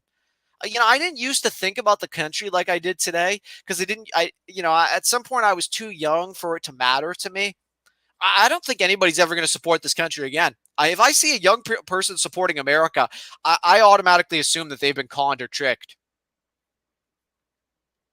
Literally. I mean, there's no other explanation, or they just are. Maybe they don't understand what the hell's going on. Maybe they have a warped view or something. I mean, maybe it's more genetic than anything. Maybe, I guess, the love for the country or whatever, but I mean, at some point, it's like, what are you flying the flag for? You're just a self-admitted crook or you self-admitted loser. You know what I'm saying?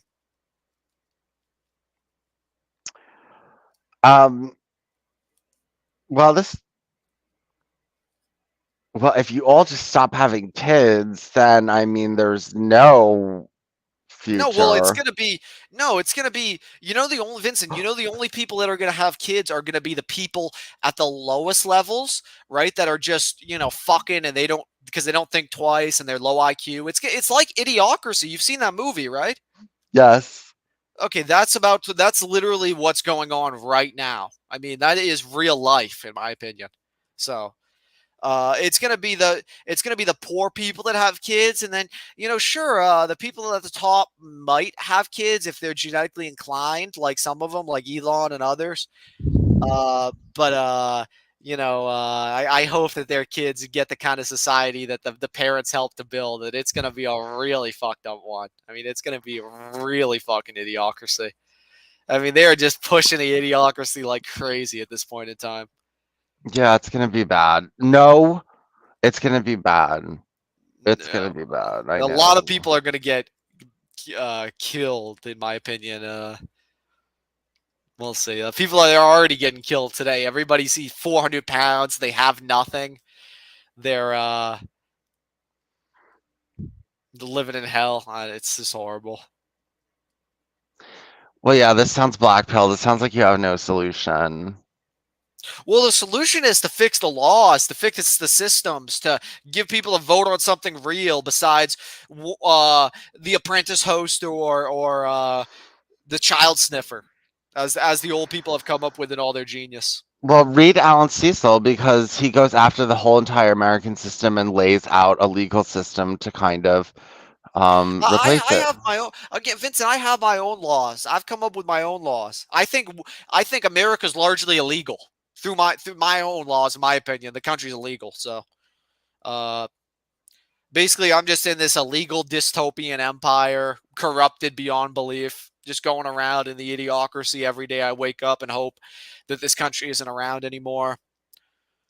Do you think is it just me, Vincent, or is it going to be like, is this like the feeling of everybody like hates each other in this country? Do you get that feeling? Yeah. Most people in America are just scum. Like I said, yeah, they're scum. Throw that on the list too. They're low lifes, and it's understandable. This is what's been legislated. So what are you going to do? You look at the political situation. You look at even Nick Fuentes. Show me one white pill. Give me one white pill, Vincent. Well, politically speaking, give me one white pill at this point in time. Go ahead, do it. The one, just one. One person. I'm hard pressed. I mean, like, even Nick is so fucking stupid. Nick's show for the last, like, week and even longer is Nick Fuentes has no evaluation skills. The things he says border on fantasy. Okay, it's just a dream. It's like a fake thing. It's just like he's doing what all the politicians do. Just tells you what sound good, tells you what makes you feel good. Doesn't matter if it's real. Doesn't matter if it actually works. It's like Elon posted that one thing about the rat and the cheese. Do you know what I mean by that? No, what did he say?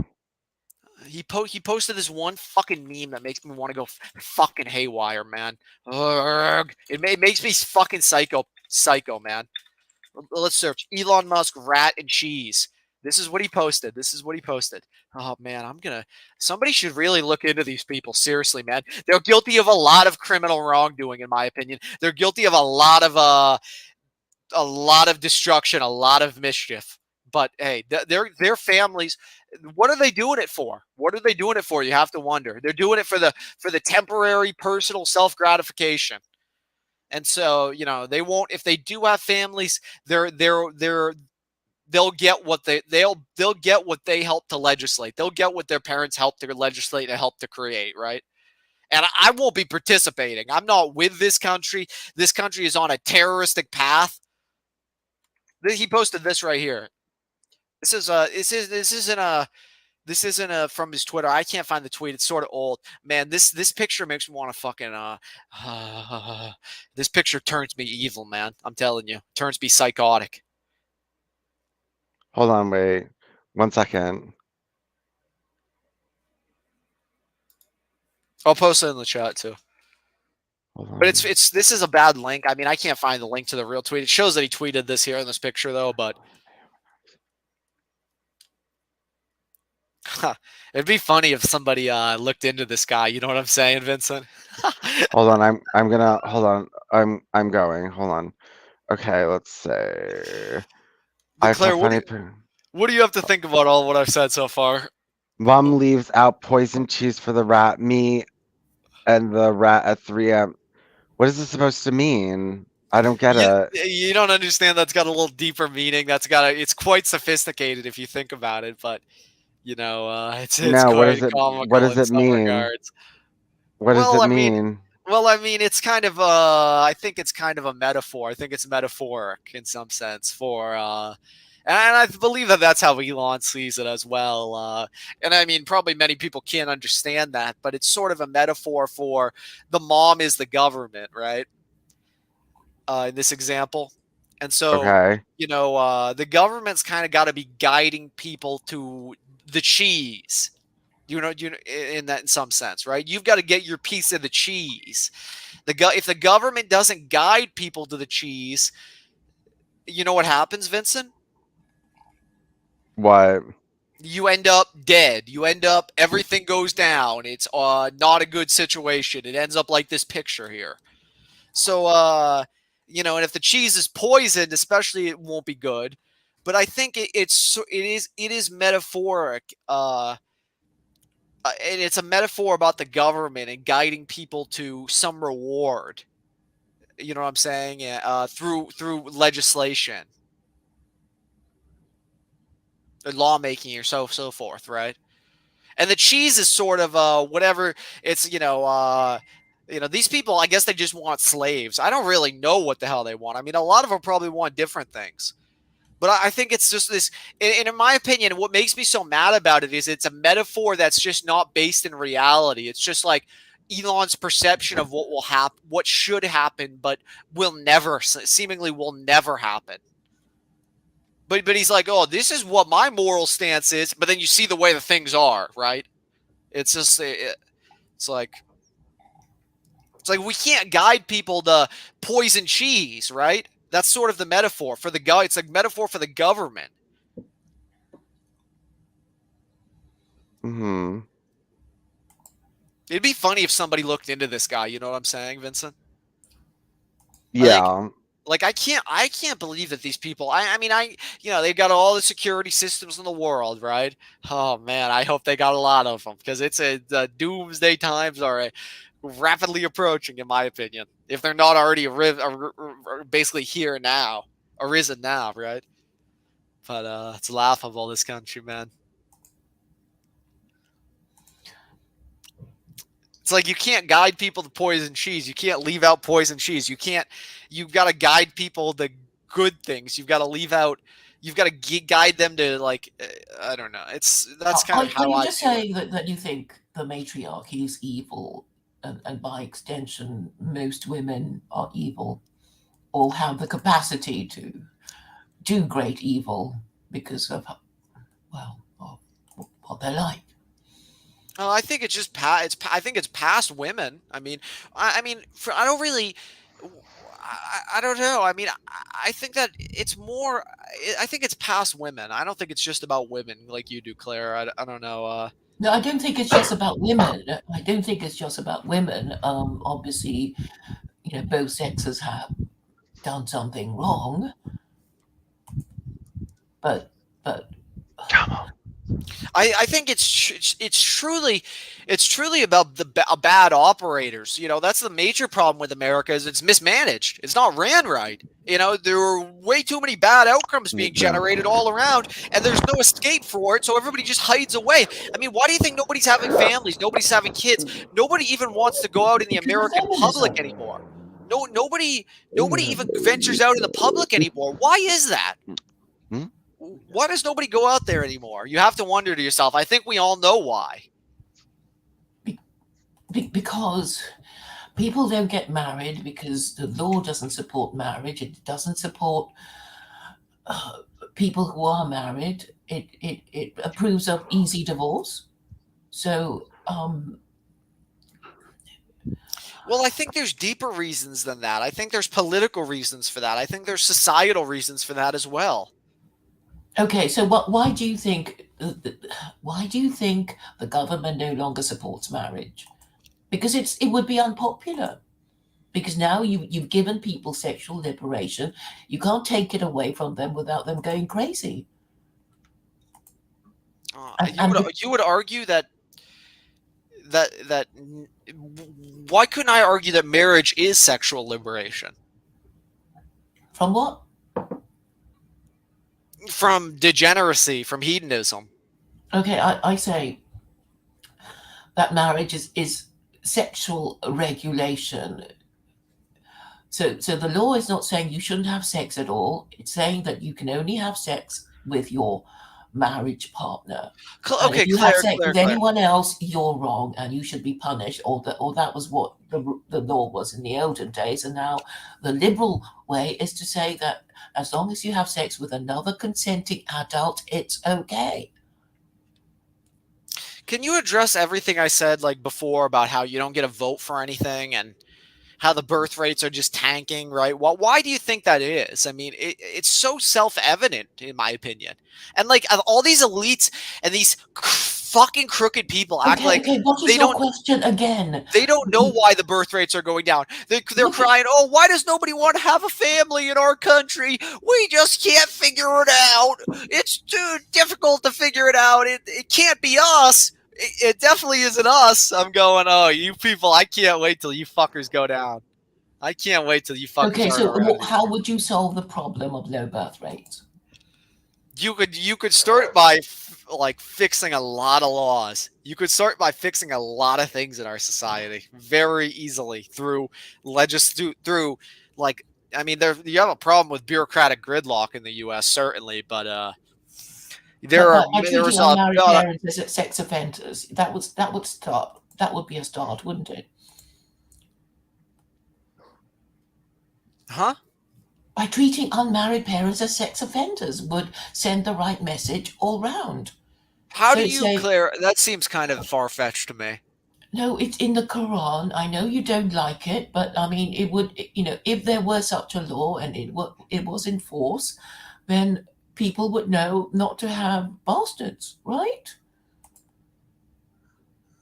You don't think that could potentially even? Wait, what's the law again? Chapter 24, verse 2 of the Quran says, lash fornicators 100 times. Okay, unmarried parents having a child out of wedlock. You're saying make that Yeah, illegal? I mean, their child is the evidence that they did it. So what would you do with people who did have throw them in jail? 100 lashes in public.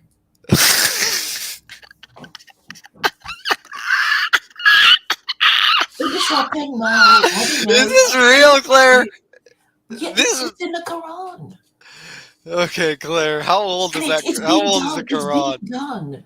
It's being done in Aceh province in Indonesia. You can actually find pictures, videos of how they do it. And it's like a school caning, they're not killing people and flogging them to death. It's a caning, and obviously it's public, and people who are punished will be humiliated, and the people watching will know not to do it. What's so hard about that? It doesn't cost that much money, and people will get the message.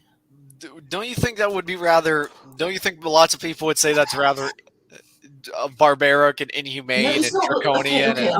And I'm going to ask you what you mean by barbaric. Are you saying anything that isn't approved of by liberals is barbaric? uh, no, obviously not, Claire. But I'm saying that Is corporal punishment in principle barbaric? I mean, were white people, when they inflicted corporal punishment on each other, were they being barbaric? when did white people inflict corporate? Well, they would spank their children, right? That's corporal punishment. I think in today's society, corporal punishment is significantly like non. It's like non-existent, pretty much. All right. Yeah, because it hasn't been done, but maybe the problems you have now in America with your ever rising You're crime okay. rates is because you don't do it anymore. You're saying that these problems, you believe that a lot of problems could be remedied through corporal punishment. Well, by fixing the law, I'm actually agreeing with you because you said earlier that you just change a few laws and everything will be working properly again because then people will get the right message about what they should be doing Sure. and what they shouldn't be doing. That's how you change people's behavior, right?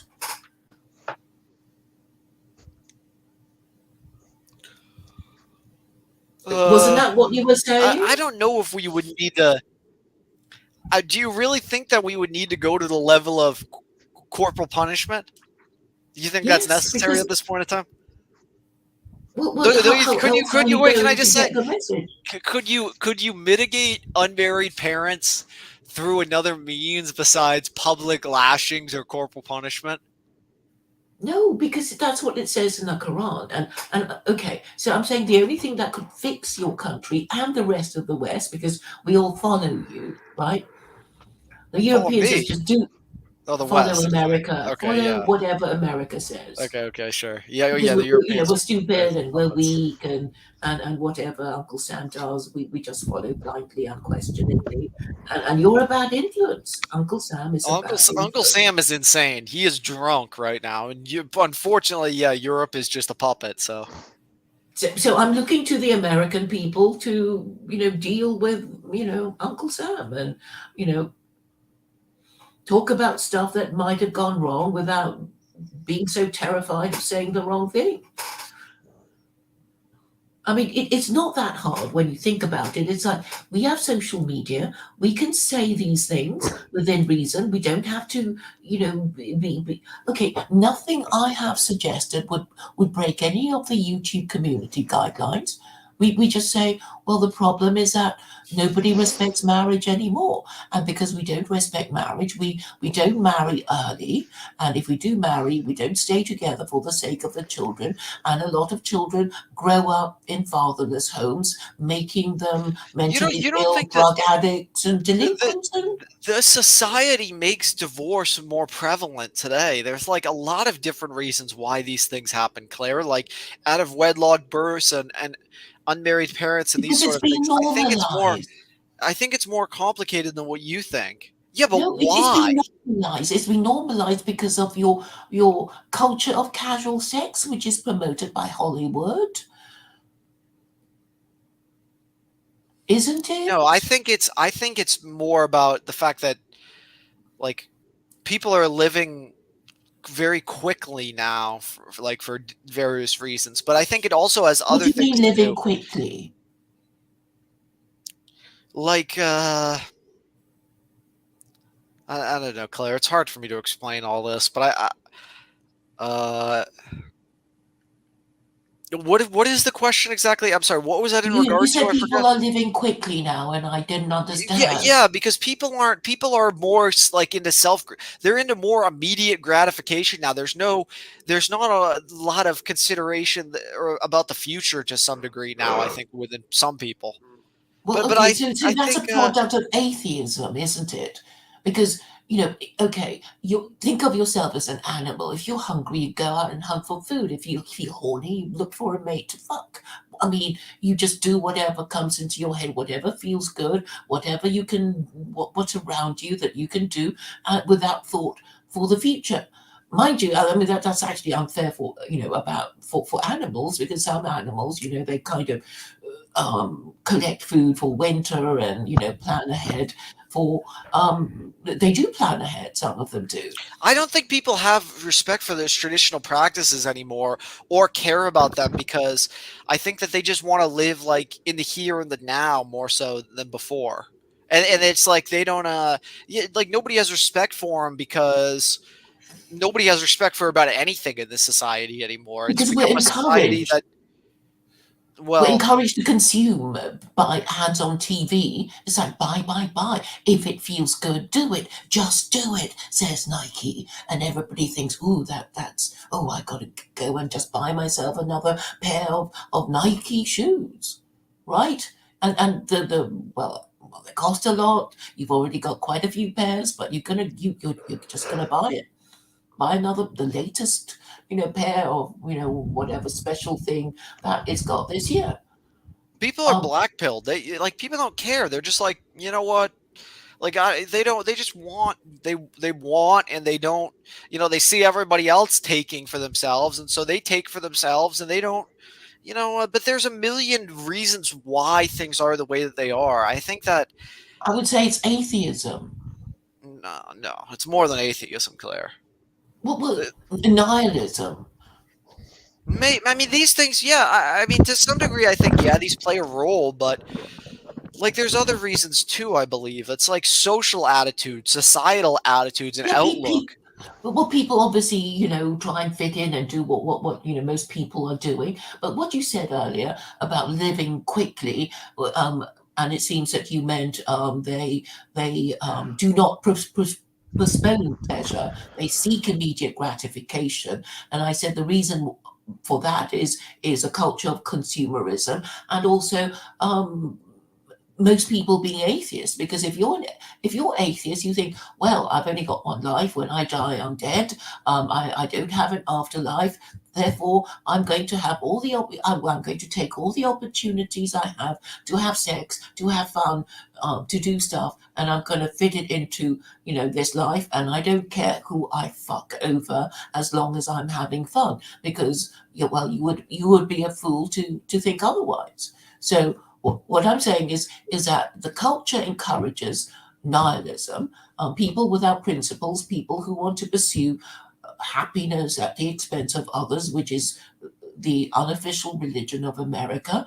And this means that people don't give a thought for future generations or their own afterlife, which people who believe in God are supposed to believe in, because they think, "Ooh, if I murder somebody, even if I don't get punished in my lifetime, God, who sees everything and knows everything, will punish me either in this life or the next. So I better not murder people, even though I really hate this person," or whatever. So belief in God would have the effect of letting in a policeman into our minds, and that would regulate our behavior towards each other and make us not so crazy and mean and evil towards each other. Well, I think people need to be hateful and evil and mean to each other. And I don't think murder is necessarily wrong. But I think in your regard to the things you're saying, like, I think I agree to some degree, probably, but I don't think I think you're not understanding the full picture of. You're saying like who's responsible for this degrading society where everybody just wants to take what they can here and the now. I mean, Okay, I'm going to explain that. You said, "Oh damn, there was something I wanted to and it's gone out of my head." It was something you said about, oh yes, you said in certain cases murder is justified, and I'm going to say that in law, self-defense is a complete justification for murder. I guess that was that what you meant? well, I mean, murder is technically like the illegal killing of somebody, right? But I again, like, I don't agree with the laws are just a bunch of made up nonsense, in my opinion. I don't care what the laws say; it's all just fake. So, Okay, and I'm going to say, well, execution is also murder, but it would be legal murder, and killing your enemy in battlefield is also legal. okay, Because sure. I okay, guess I just don't. Whenever somebody says murder, I'm always confused about what the hell that actually is. I don't understand what that even the means. intentional killing of another human being, I suppose, is what Yeah, is but I there. mean, okay, but you kill people intentionally in battle, like you said. Yeah, yeah. So, but that's not murder, right? So it's like there's no. I feel It's like not murder. called There's no murder. definition. There's no. I mean, I don't know what the hell murder even is, in my opinion. It's the murder is a term made up and created by the government of America. I think. I don't think it is even real. I don't believe in Okay, it. okay, So we can leave that aside, but I just want to make okay, my yeah, position sure, on sure, sure. murder clear. So what you're saying, why are people so evil? And I'm saying it is a long drawn out process. It didn't happen, recently. I think it is the consequence of America not having an official religion, and I'm saying you need one to know whether the laws that Congress passes is right or wrong. Otherwise, Congress will just pass any law it likes, and you will be helpless to But they protect. have they have. Oh, Claire, we just discussed this before. Okay. Let me argue this. They've got an unofficial religion. You're saying that's not enough? No, the unofficial your How many unofficial. Christians is there in America, Claire? Do you know? It doesn't matter because there are no Christian principles that are supported in by U.S. law. We don't even know what a Christian principle is, do we? Are you serious? Do we know what a Christian principle is? Okay, Claire. Okay, do you Well, want to go down this path? Okay, sorry. okay, Go guys, ahead. I'm gonna have to go. I have work. Sorry, I have to end the stream. Okay, that's Okay. fine. Well, I'll be streaming quite soon with John Vance talking about, and the title is the Constitution enough to something like that. It's about the Constitution and the law. So please come over at, in about 40 minutes time on Okay, Claire, can we talk for a second after Vince ends stream? okay, I'll okay. Just stay inside and talk, and I'll just close it down. But just stay Okay, inside sure. the. Sure. All right, Claire, bye. I want to know why you are